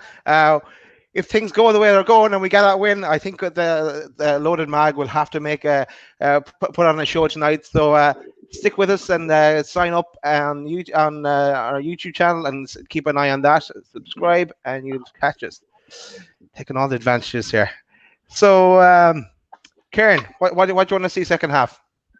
I want to see us get on the ball more. I think we got players there that shouldn't be set up the way they are, because I feel like West Ham are really going to come out a bit stronger this half. I think they're going to probably going to have more of the ball this half. So, but I don't think you'll change the formation. I don't think you'll change. You probably wait until like the 70th minute or 75th minute until you bring someone on. But I'd like to see Fraser come on. Definitely, I think Fraser could come on. I mean, it's a big season for him as well, isn't it? It is, yeah. He didn't really have a pre-season last year, and obviously we all know what happened at Bournemouth. So yeah. If anyone is going to come on, Kieran, I would agree with you. Just to freshen up later in the game, I don't think it needs to change yet. But give Fraser a run out if need be. I wouldn't change Richie either. He's doing brilliant. The excellent cross in. So yeah, just to freshen it up if needs to be later in the game. And if we did happen to go get another goal, then I would, for the last 15 minutes, I'd consider taking off Wilson and bringing on Gale. But we're a long way away from that yet. Just to protect Wilson, because he's a valuable asset. Who've West Ham got on the bench? I didn't really see. Here, I'll show you here. So they've got Ariola, Lanzini's he is good. Lanzini is good. He's dangerous. He's only coming back from injury though, Lanzini. And actually, it's interesting as well that both Newcastle and West Ham have their captains on the bench, because Lascelles is on the bench for us, and Nolan is normally the captain for West Ham. So interesting.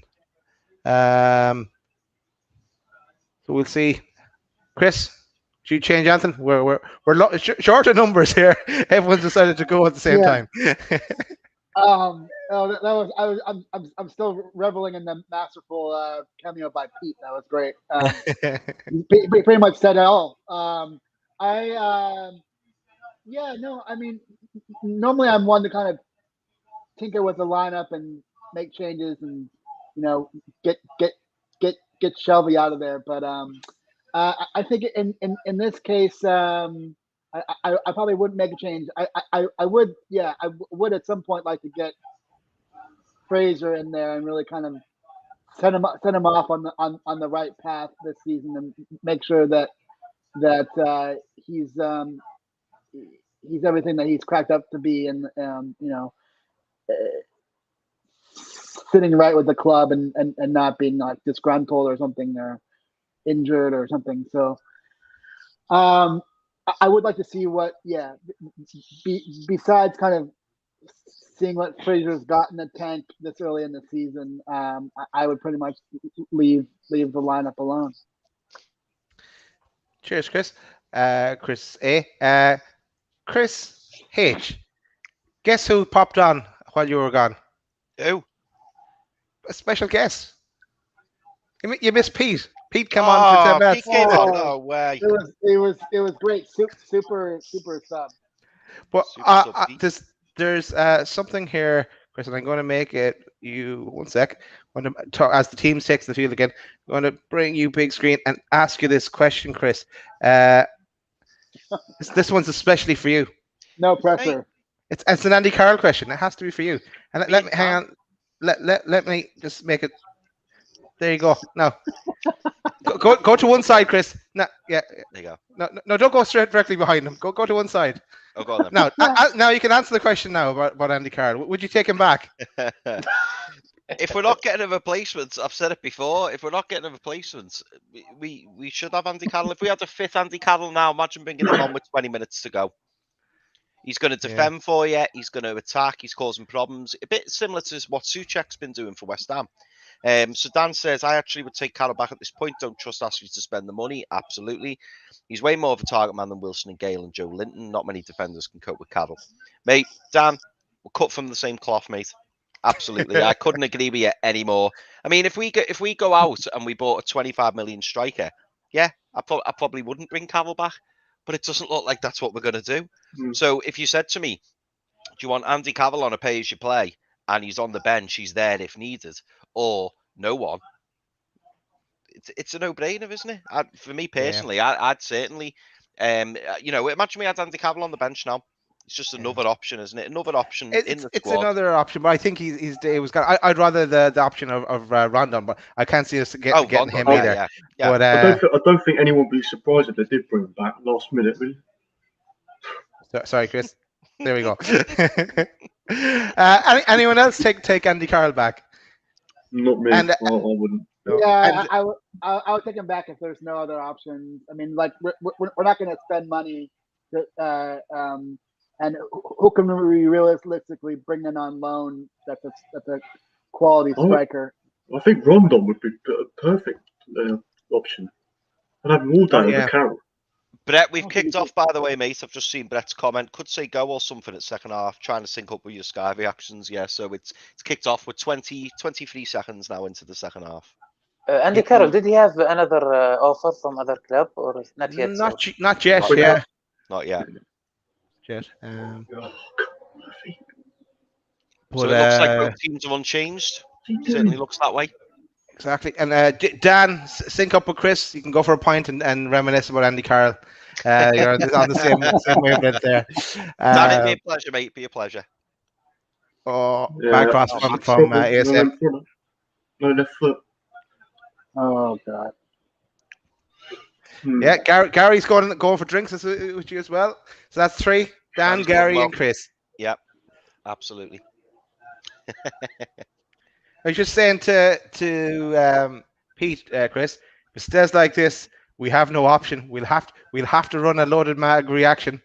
I think we're going to have to. I think we're going to have to. It's going. I think we have a lot to talk about if it ends like this. And I'd like to get more Pete's comments and some of Martin's comments and maybe even Richie. You never know. But Yeah.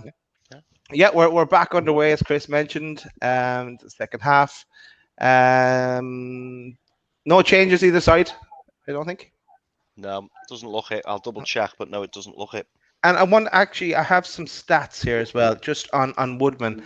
As we, so this is Woodman in the championship. So he was best pass accuracy, or sorry, second best pass accuracy. And someone made a comment about that, about his kick in the chat as well.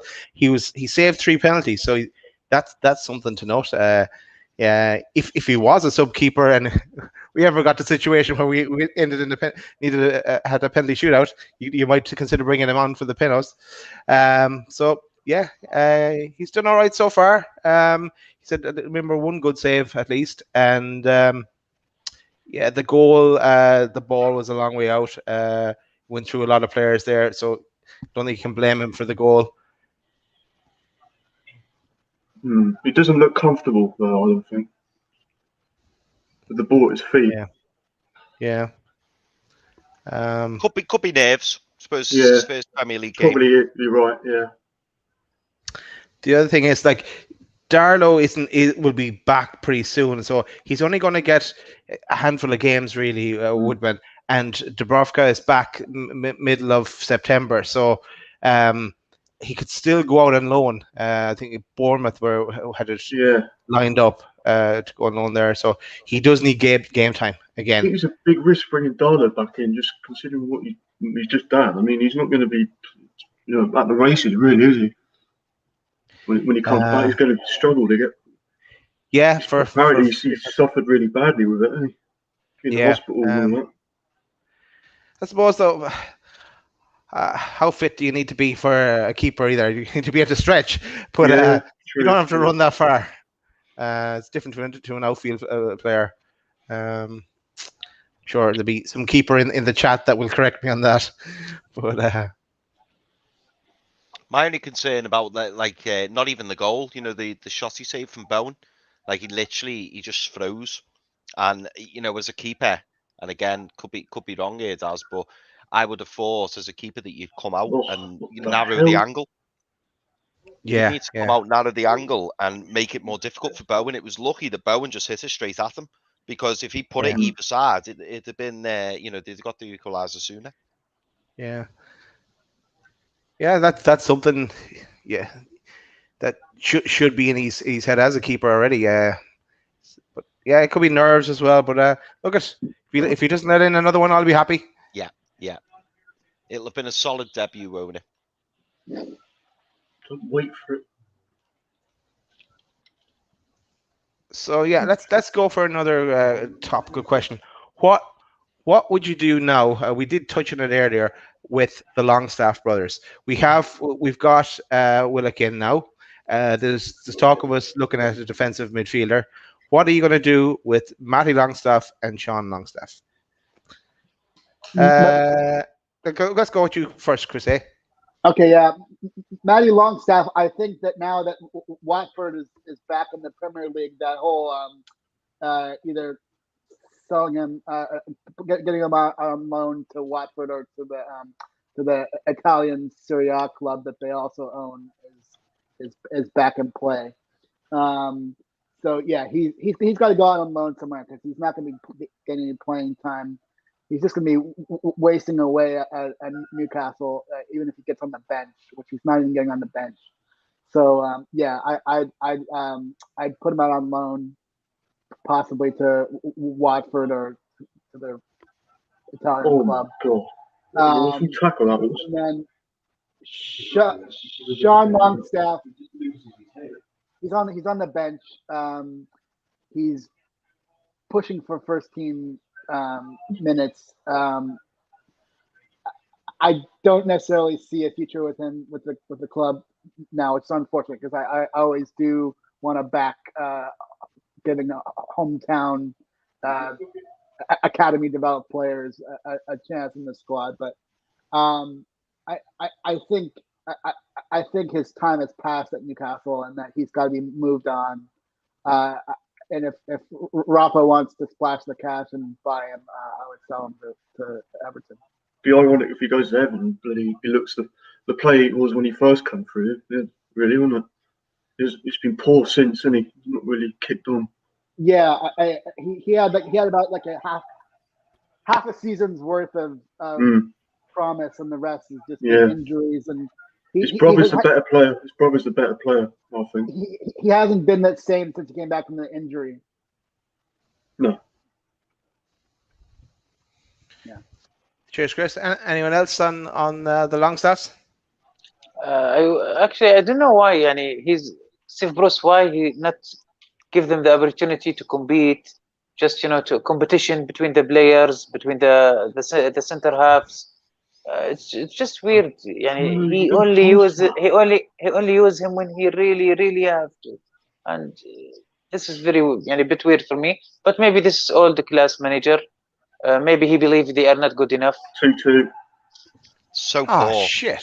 How did he keep that on though? That was going up. Oh my god! So poor. Ben Rahma. Oh my. Desmond Tutu. St. Maximin gave the ball away there. Yeah. What do you mean? But what what is Desmond Tutu? So here's a quick history lesson from the non-historian. So Desmond Tutu is a South African archbishop who was very prominent in the anti-apartheid struggle. So he's either like a Nobel laureate, or at least he's been nominated for the Nobel Peace Prize. So they say Desmond Tutu because there would be 2-2 the score. I see. So 2-2. Okay. Yeah.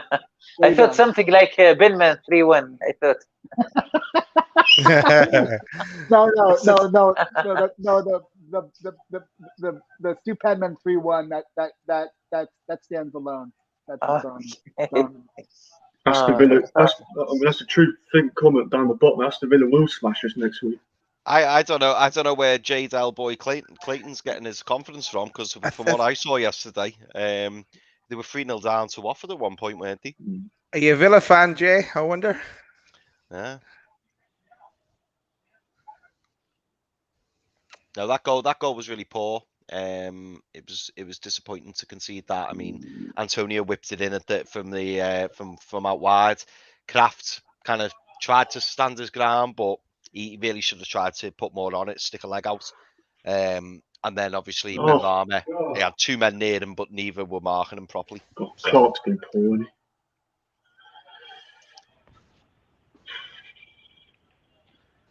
he? We're back to where you started. Level. Yeah. Need some more Maxi magic. Yeah, we will see where the next 10 minutes goes, and then we will see if we need to switch it up a bit. Oh, God. Got to buy some midfielders. Desperate in midfield. Oh! God. That would have been nice.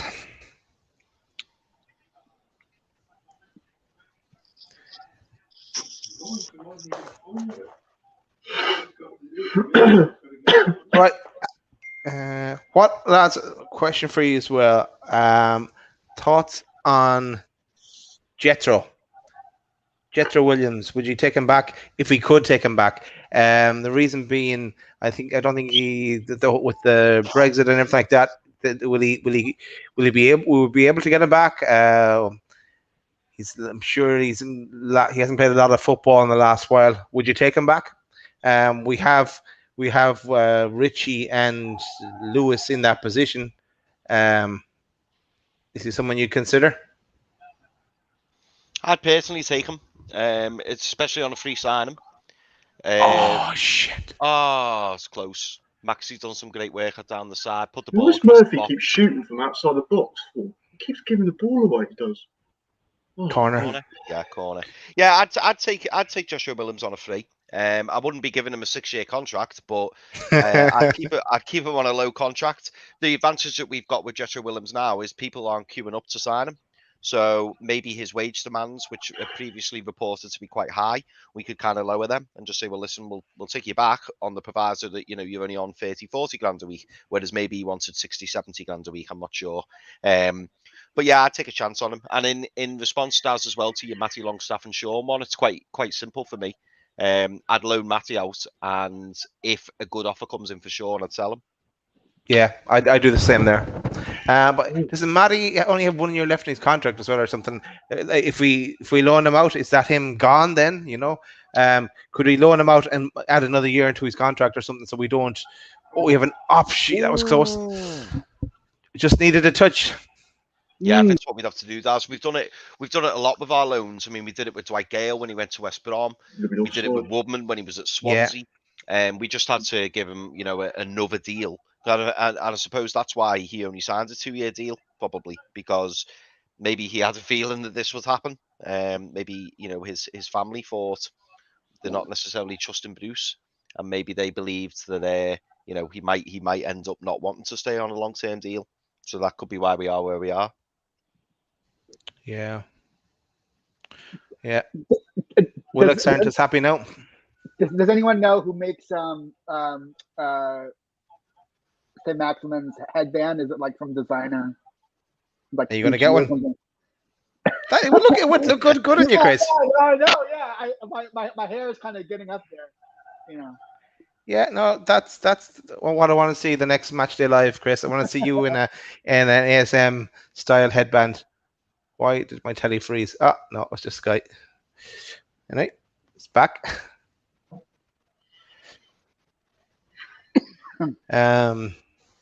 Very much on the defence here. We're struggling to keep hold of the ball. West Ham are going forwards. Out of the two, West Ham are looking more likely now, which is a bit worrying. But still half an hour to go.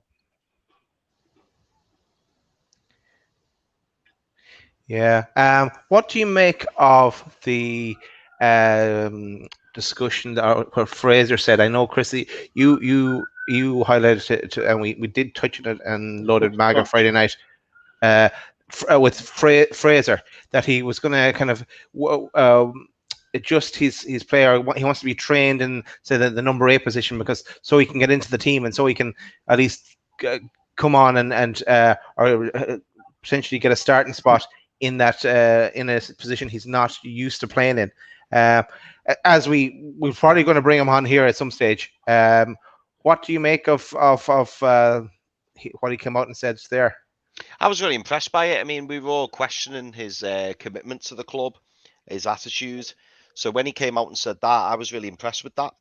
It was nice to see that and it made me laugh as well, because during his comments, he said that he acknowledged that St. Maximin was probably going to start ahead of him. And Maxi and Wilson up top in this system, I don't think we've got anybody else who would displace either of those two.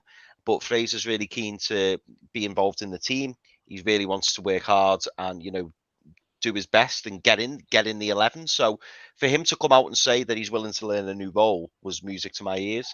So when he was talking about doing the number 8, we've got our 3 in the middle, and one of them's normally a pivot, and then we have 2 going forwards. I think he would be one of those.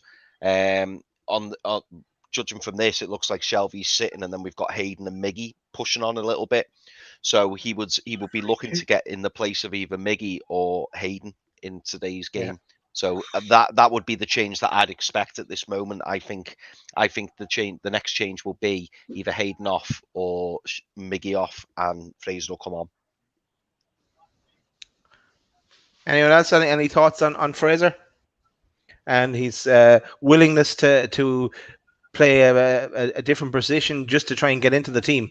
It does show that he's kind of a change of attitude.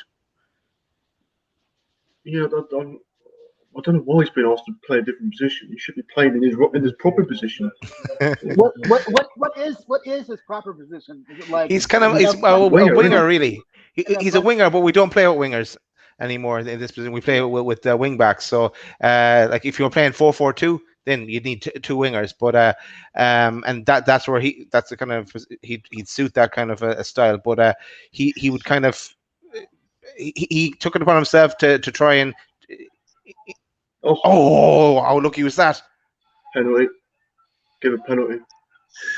Oh, fuck's sake. Has to go to VAR. Let's go. No, I think No, it's a blatant penalty. You can see it from there. Yeah, who's marking him on the back post there? The defending is shambles. It is.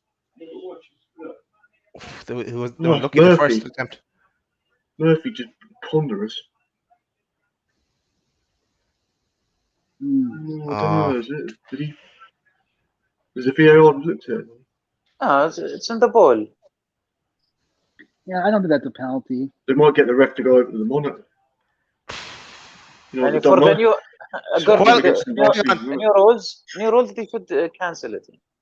We did say that Woodman did say about 10 minutes ago that Woodman is good at saving penalties, so that might stand to us yet. God,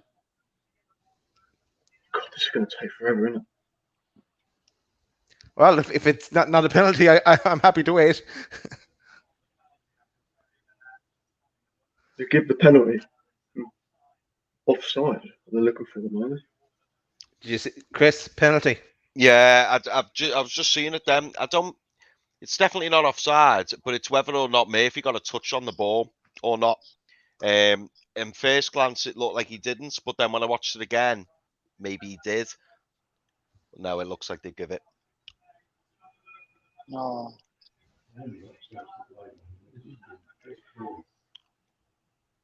Yes! Fuck. Ah! Stood still all the time. Suchek. They're ball watching all the time.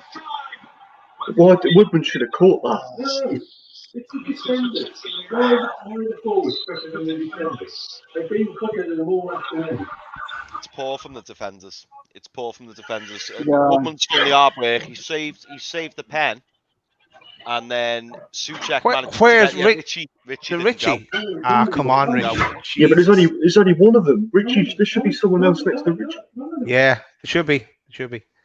Well, he stopped up though. Why did he stop up? Lazy. Poor.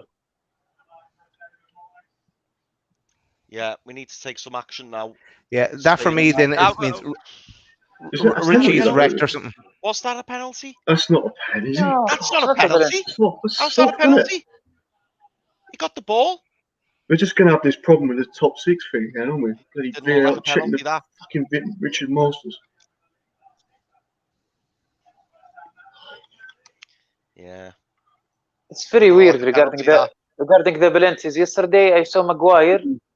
Yani clearly, he hit Leeds' leg, and it's really a penalty, but they didn't even check it. And this one, it's penalty. It's weird, really. And the way they're taking the penalties, it's not makes sense. Still not makes sense. And I believe this season it will cause a lot of issues. we still got like a third of the game left. Lot of game to play. Yeah, that could happen. You start watching kids defend, isn't it? It's just organisation's not there, is it? The old Kieran's back. Yeah, it was a good save from Woodman. Let's take trying to take some positives from it. A good save, penalty save, but now we need to look at options to mix it up a bit. It's just he's not good enough. I'm sorry, but Murphy's not good enough. Ooh. Good save. Okay, who are you bringing on, lads, to try and get something out of this? Fraser. Fraser. Who are you taking off for Fraser, first of all? Hayden. Yeah, okay.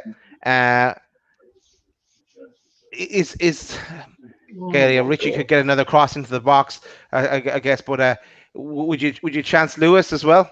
Would you bring him on another bit of fresh pair of legs? Is it a reaction thing from Richie, or is he just a bit tired now or something? Like, why didn't he make that run? He could have got a leg or something in there to for that rebound. Oh, We're all over the place. Oh, game over. 4-2. All over the place. Yeah, game over. Yeah, I said before they will collapse. They will collapse because the way they play is very exhausted, and this is the collapsing point. Oh God. in the space of 20 minutes, we've gone from 2-1 up to 4-2 down. Yeah. Antonio, great finish. I can't work out how this. Matt Ritchie, he's so exhausted. He can't even run. Yeah. I don't know, that's Ritchie or who's that one? God. But this is This is the manager. What is he And doing? What are they Kraft, I doing? think. What are they doing in training? Kraft and Ritchie, they are very tired. What did they say at halftime?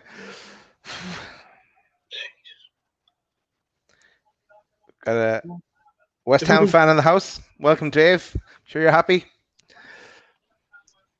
Yeah, West Ham have come out great second half. Got to give them credit. They've really, they've really made the relevant changes, and they've come out far better than us in the second half. I think we're still in the dressing room by the looks of it. And Martin has started the calls for Bruce out a bit early, Martin, but yeah. Well, this is the thing now. We've got fans in the ground, so there's no excuses really. If they're going to force them out, they're going to have to do it by doing that, aren't they? But Here's Fraser. Just kind of wiped out all of the goodwill of the first half. I'd look as well. Now we're 4-2 behind, I'd look to bring on Gale. This is when you have Andy Carroll and you bring Andy Carroll on. Yeah, it feels a bit too little, too late now. I wish he'd done that before the fourth went in, because it's an uphill battle now. 22 minutes to get 22 minutes to get 2 goals and rescue a point feels a bit too much for me. Yeah. Oh, he keeps giving the ball away, that Murphy. Yeah, we've lost our shape. I can't believe, you know what it is? I can't actually believe Willock's come back to us, I'm surprised West Ham haven't gone through. Saying that, Kevin, it's got to be a better option than sitting on the bench at Arsenal and they get beat every week. I know, but surely he's had other offers. Surely West Ham would have come in from a Palace or something like that. Someone with ambition. Yeah. Why do you want to come back here? Look at the state. It's just, the club is rotten, isn't it? Rotten. I think the positivity is gone, Karen, is it? Yes. Back to square one, isn't it? And it's got darker in your room as well. Nothing new there. Yeah, so we're in the 69th minute, and Fraser's coming on for John Joe Shelby. It's a bit of a shock. Oh. So he's been also playing midfield. What? So Hayden will drop into the pivot. Yeah, and then Miggy and Fraser will be the ones that attack. By the looks of it, unless we're changing shape, maybe. Jay is having a great day. Enjoy, Jay. We'll see we'll see how it goes next weekend.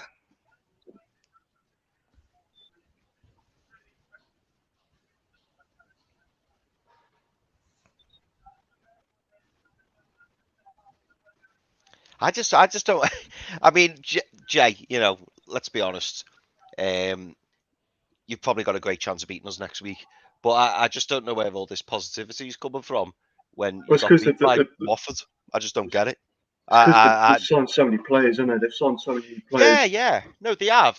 And Villa should have a good season. I don't deny that. But if even if we'd have been beat by Brentford or Norwich or Watford yesterday, I wouldn't be singing from the rooftops, but that's just me. No, as we see Spurs players arrive for the game later on, Spurs City. Nuno's first game, Jack Grealish's first outing for City, perhaps in the Premier League. Yeah. Be a good match, that. Yeah. Very good match. I mean, this game's been good. It's just our defending, isn't it? Yeah. We just fell apart second half, unfortunately. No hassle, Jay. Yeah, it is just one game. It's a long season. There's 37 more after this. So yeah, it's just frustrating, I guess, when we're all so positive at halftime. We thought just 2-1 up to in 20 minutes to concede 3. It's ridiculous.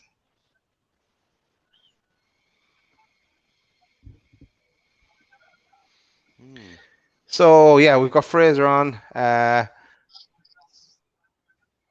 Hasn't done much yet. He hasn't got the ball so much.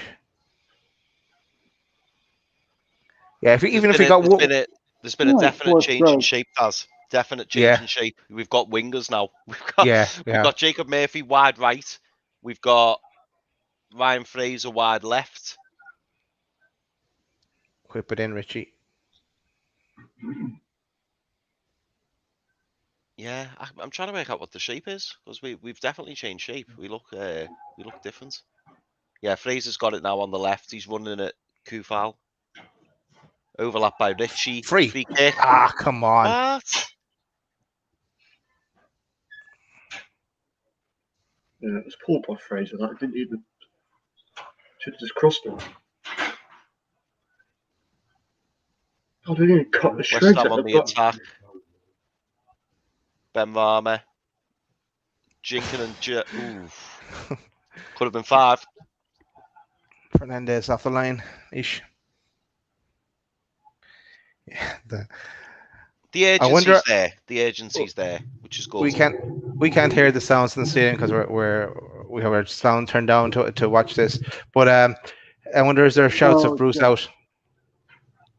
Well, no, honestly, they won't do it. Honestly, these idiots that turn up in these games are part of the problem, fortunately. Well, hang on, Kieran. 48,000 tickets sold there. They're going to watch Dross. What happened here? You just got clipped on the. Oh, wait. Yeah. I don't know why St. Maximin's rolling around after that. It's not much, is it?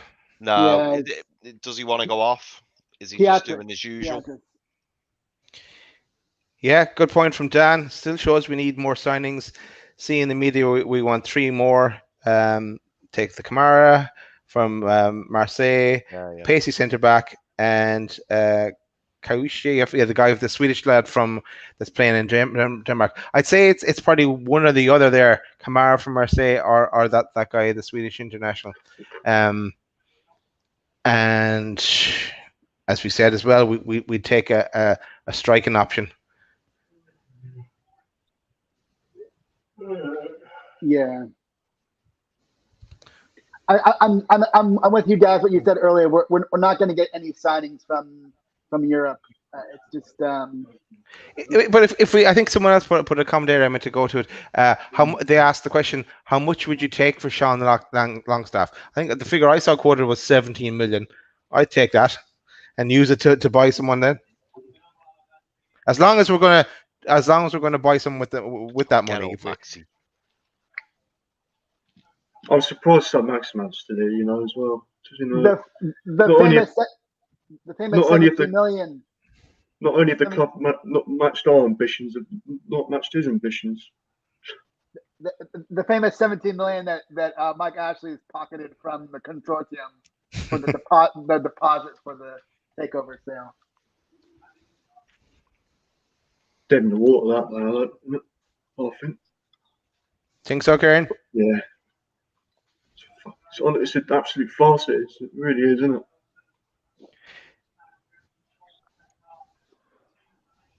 We'll see what happens come September. Is it the 29th of September? What happens with the initial part of the CAT hearing? I mean, I don't really understand it, but I've heard people say that they can delay it again or appeal it. Is that right? Yeah, the potential.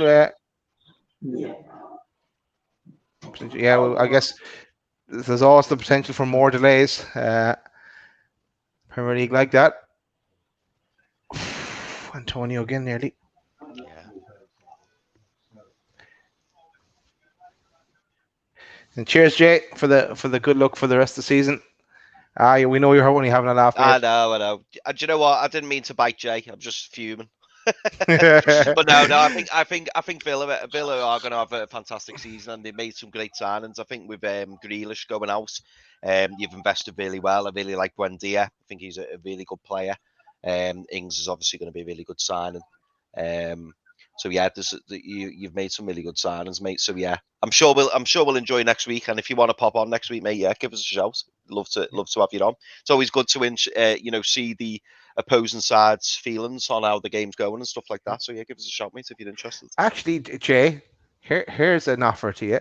On Loaded Mag, we'll be talking about the preview. So hit us up on Loaded HQ1 on Twitter, and we'll get you on.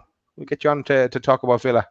Because I'm not sure there's going to be a match day live next week with the game not on TV. So right, but yeah, the offer will be there, Jay. I'm used to all the games being live, but they're not now, are they? Yeah, exactly. Yeah. Not on TV. Yeah, No, well, not unless you find a legal stream.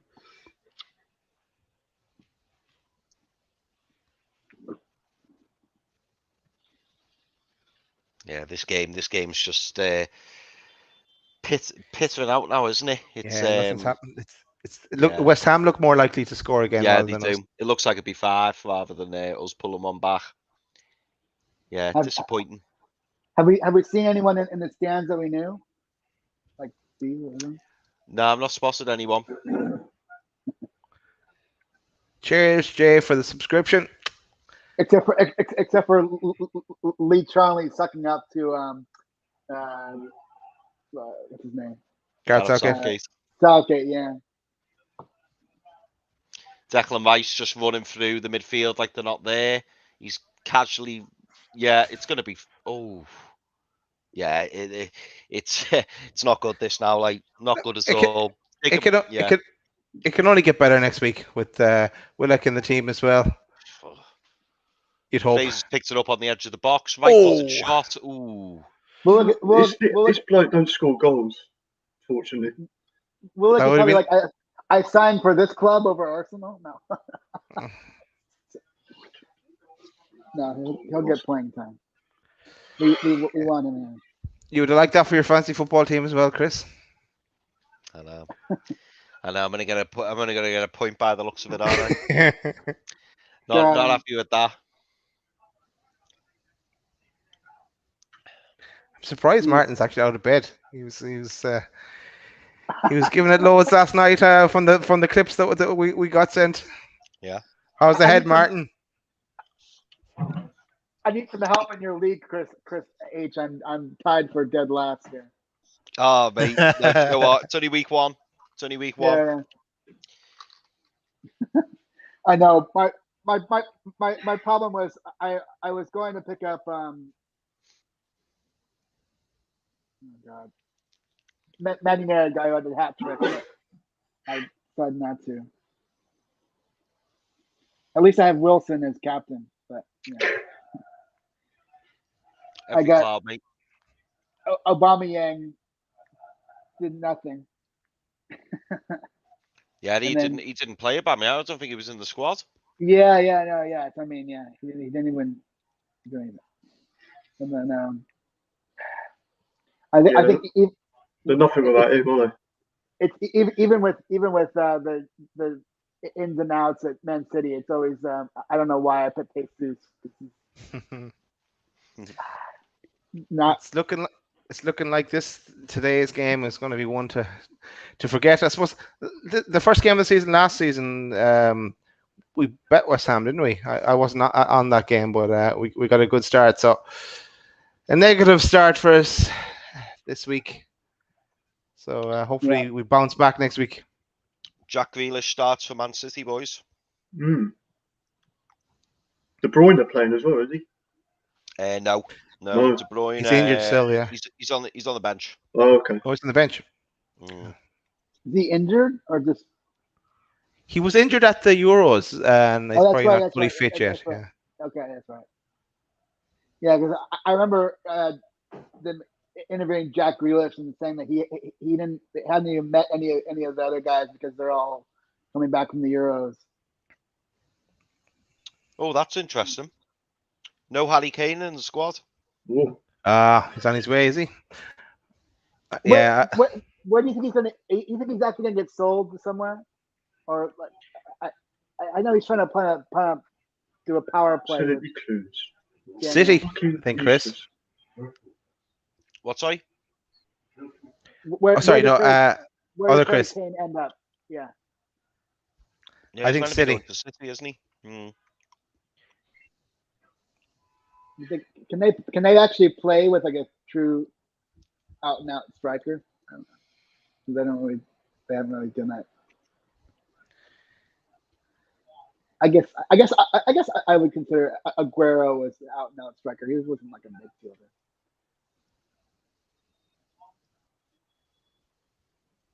Yeah. It's a game of two halves, that's for sure. It's just, I think this second half's just got away from us. I mean, I'm not Yeah. going to get on the Bruce out train just yet. I mean, No. I'm not saying this is good enough. Don't get me wrong, but the players do have to take a bit of responsibility because I think they're either tired, so maybe they haven't got the match fitness. West Ham just look far fresher than us. The West Ham are just playing it round now, and we're just trying to keep the score down. Yeah, it's very. Yeah. Look, it might spur on some loan signings or something, or go for that defensive midfielder. Oh, I don't know. Could have been 5. Don't know. You can sign. You know what it is. You can sign players, but with this manager in charge, it's just you're not going to get any. You're not going to get anywhere because the play's so conservative and defending is just. No problem, Dan. On putting your questions up, sometimes it's hard to see all the comments when you're trying to look at the game as well. But so if we can get them, we will.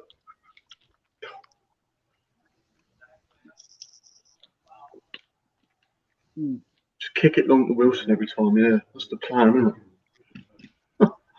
Awful.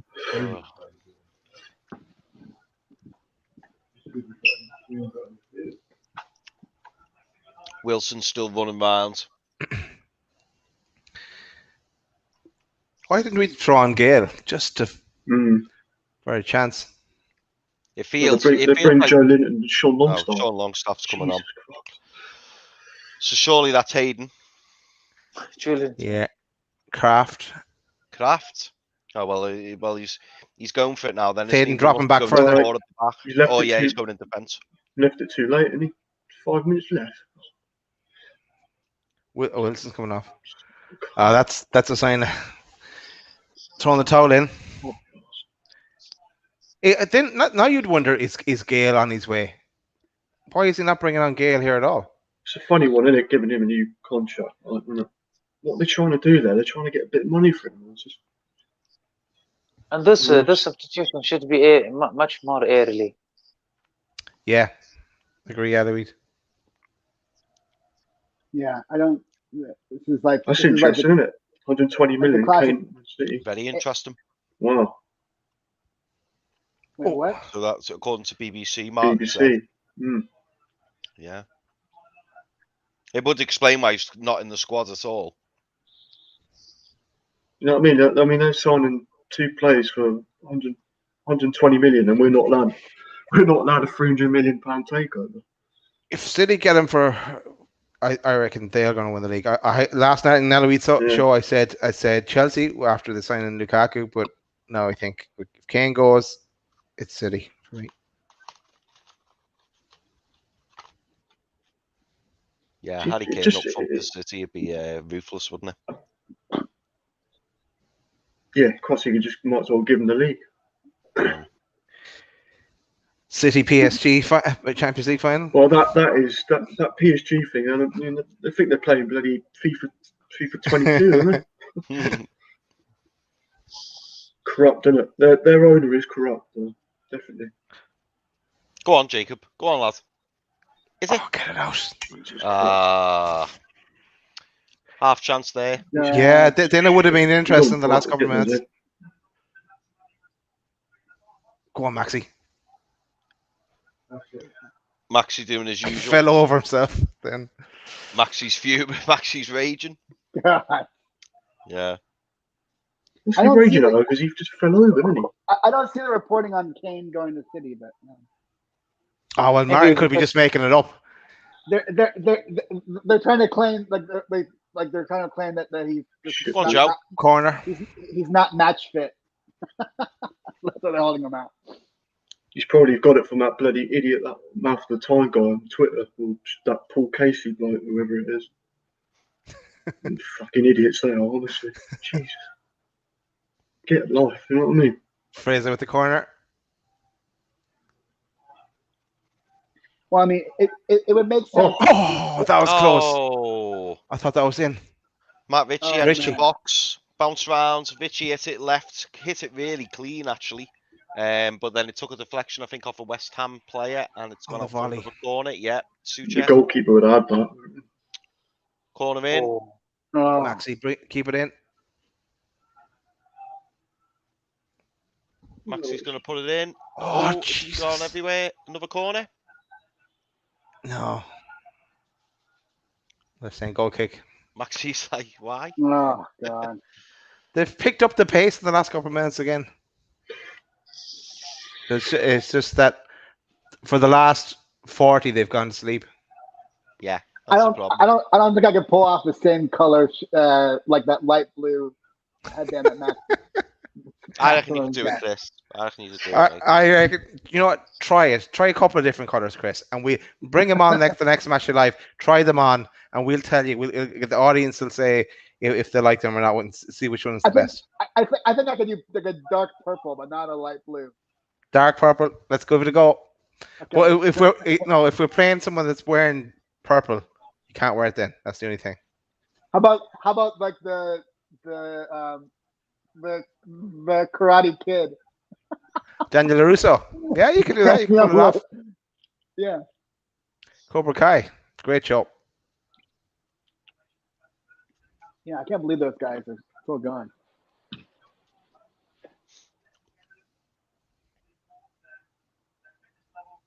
Yeah, so we're in the 88th minute now. Newcastle still pressing, which is nice to see. We haven't given up the ghost, but it just Tom feels too Kit little tires. late. Is it just Mike me? actually didn't attend.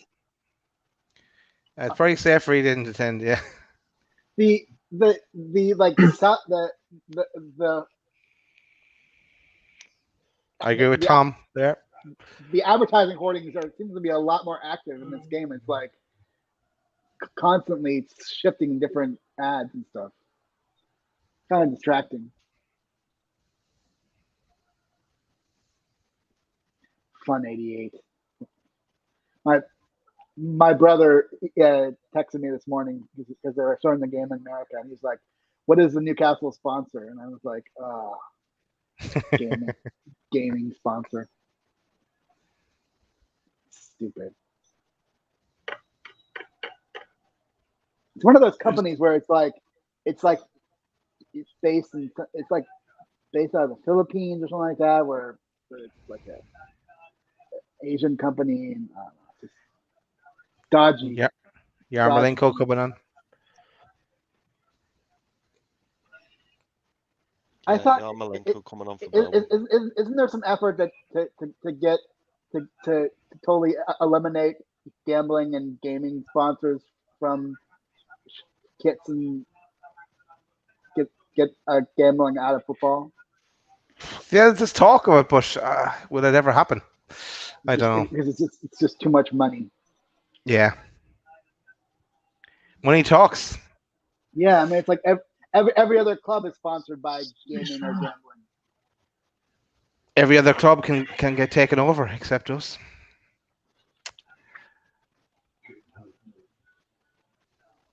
Yeah. 4 minutes left, or 3.5. What do you think it's going to take for, like, you know, I don't really see the owner sacking them, but do you think they go on like a losing streak, say like 5 or 6 games without a win? Does anyone think anything? No, Bruce is here to stay until there's like a takeover. Yeah, we'd have to be kind of second or third, last or second last in the league at Christmas time, but before he'd even consider it, I think he'll stick with them. I With just them mean, otherwise. there's obviously the fans in the ground. I think that's going to have more of an impact than the owner doing anything. If they are, you know what I mean.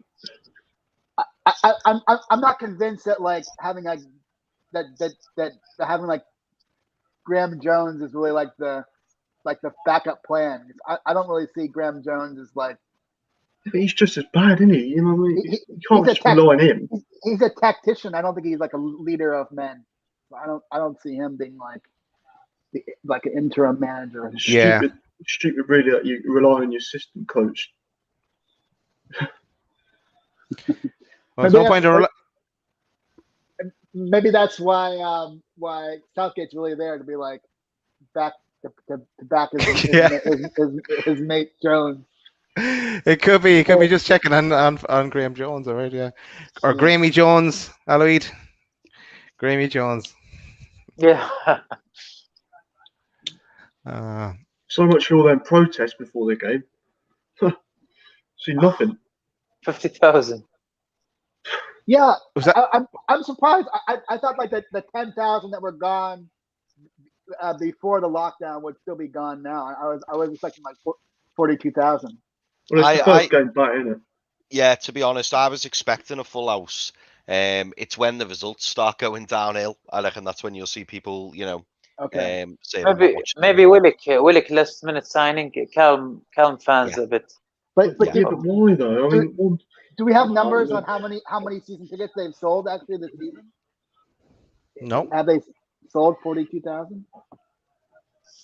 One sign is not going to make people, you know, keep coming. No ambition. No.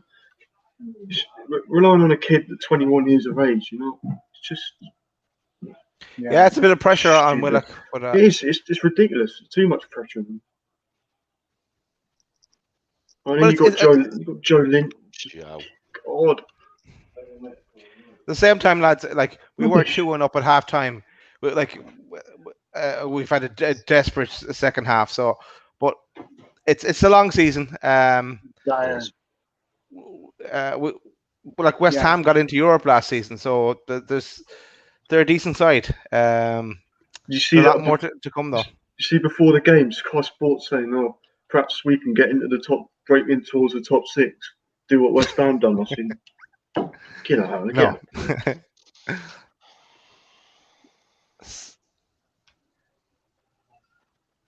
I was being really hopeful, saying between 9th and 13th, and that was like dream stuff to say we get 6.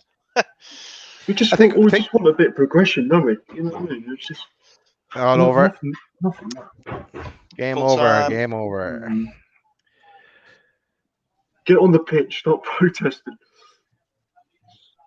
Not that would do anything. David Moyes, an asshole. Ian's right. Yeah, we'll take it now. Blow it up now. 6-15, Forget the 37 other games. You're probably in the bottom 3 now. Are we on goal difference? Kieran, you are definitely back. Definitely back to your. Should we end the season now? Just get relegated. More games to come, lads. Okay, let's talk about it. We'll make it short and snappy for people because we'll go around the house. Chris H. We'll start with you. Who would you have for man of the match? So yeah, little match summary does. First half was decent. We had a little wobble when West Ham has a good 5 or 10 minute spell. They equalised, but then we made it 2-1. Went in half time at 2-1. Happy. Second half, we just didn't come out, and then we've been punished for it, which is a shame because there was a lot of good things in that first half. So yeah, I feel a bit deflated over it, but it's one game. There's going to be a bit of rustiness there. I think my man of the match would probably go to St. Maximin, and the reason for that, I think he was a little bit tired in the second half. Things weren't coming off for him, but the effort was there, the endeavour was there, and the work that he did for the first goal was absolutely fantastic. And yeah, I thought he was probably our best player on the day. So I'd say St. Maximin. St. Max. 1 for St. Max. Aloid. Yeah, just I'm surprised how Moise is heavy. And it's this is it's, we يعني, we win very early, and we were ahead very early, and we play good, and we see beat between two half what he said, and I told him that the stamina I was worried about, and this is what happened. We couldn't handle or continue for the 90 minutes. We do great, but the stamina, we were exhausted. We weren't maybe the level of stamina. We are not ready to continue play for. I remember last season we play same, but at minute 70 we start to be very tired. But today, since the beginning of the second, since the end of the first half, we were collapsing. So I expect this to happen actually. Hopefully this will two games in a row. Hopefully we'll level up the stamina, and maybe a couple. We know the mistake. We make couple signings. We need the center half and backup for Wilson. We see that even we are late, and it's like everybody game. We didn't use our striker and the bench. So. Cheers, Aloid. Chris A. All right, lads. Since the last 2 years of this takeover saga, it seemed like like Newcastle is, or even that whole Mike Ashley era, is when like we've been stuck in a Dickensian novel. The only appropriate response to this match is the opening lines from A Tale of Two Cities, which is, it was the best of times, it was the worst of times. It was the age of wisdom. It was the age of foolishness. It was the epoch of belief. It was the epoch of incredulity. It was a season of light. It was a season of darkness. It was the spring of hope. It was the winter of despair. We had everything before us. We had nothing before us. We were all going direct to heaven. We were all going direct the other way. Wow. If you've joined us late, do not adjust your sets. You are on the right channel. But great quote there, Chris. Yeah, and I also remember that's the quote from The Simpsons, where the monkeys are trying to recreate the great works there. But thanks, Chris. And who was your man of the match? Oh God, I'm just gonna give it to Freddie Woodman for being the man and making the save, even though on the penalty, even though that he let it in on the rebound, and just to show that we have that we're all not lost without Dubravka and Barlow, that Freddie Woodman, in some sense, is our future, or our future sale. But I think that generally we're in good hands. He is a solid Premier League level keeper. Cheers, Chris. Kieran, and anything positive you want to add, and who would you give the man of the match to? I think I'd give a man of the match to Wilson. Thought he played well. Some nice touches. Scored a great header. Apart from that, it's just nothing really positive. Apart from they only really sort of started turning up the heat last 10 minutes, really, wasn't it? Started pressing and all that. It's not exactly the same as last season. I think nothing's really changed, is it? Exactly, Kieran. It's more of the same. More of the same is what we're going to get. For me, I give the man of the match to ASM. He thought he was lively. He was up for it. He seems to be buzzing off the signing of Willock. I think next week will be a different game. Obviously, it's a different game, but a different opposition as well. But I think that with the Willock should come into the squad, and it'll G everyone up again. It'll be something different. So let's not lose the faith altogether. It's a long season, a long way to go. We started with some positivity. Half us thought we were going to draw. Half us thought we were going to going to win. But it's a defeat today. But we live to fight the next day. Just before we finish up, I want to say as well, just another shout out to our own Loaded Mag and Loaded HQ. You can find us on youtube.com/c/Loaded HQ. And as I said, we have plenty of shows there in our back catalog, and there's more to come. But so I want to thank people who stayed with us, stuck with us in the first half when everything was good, and bared with us as we tried to hold back the tears in the second half where it all fell apart in that 20-minute spell or more. But I'd like to thank Chris H, Aloid, Chris A, and Kieran for joining me today, and we shall see you later in the season. Anything else anyone wants to say, guys? We're the lads. We're the lads. How is it? We'll be back. We'll be back. Yeah. Take care, everyone. See you later. Bye bye. Take care.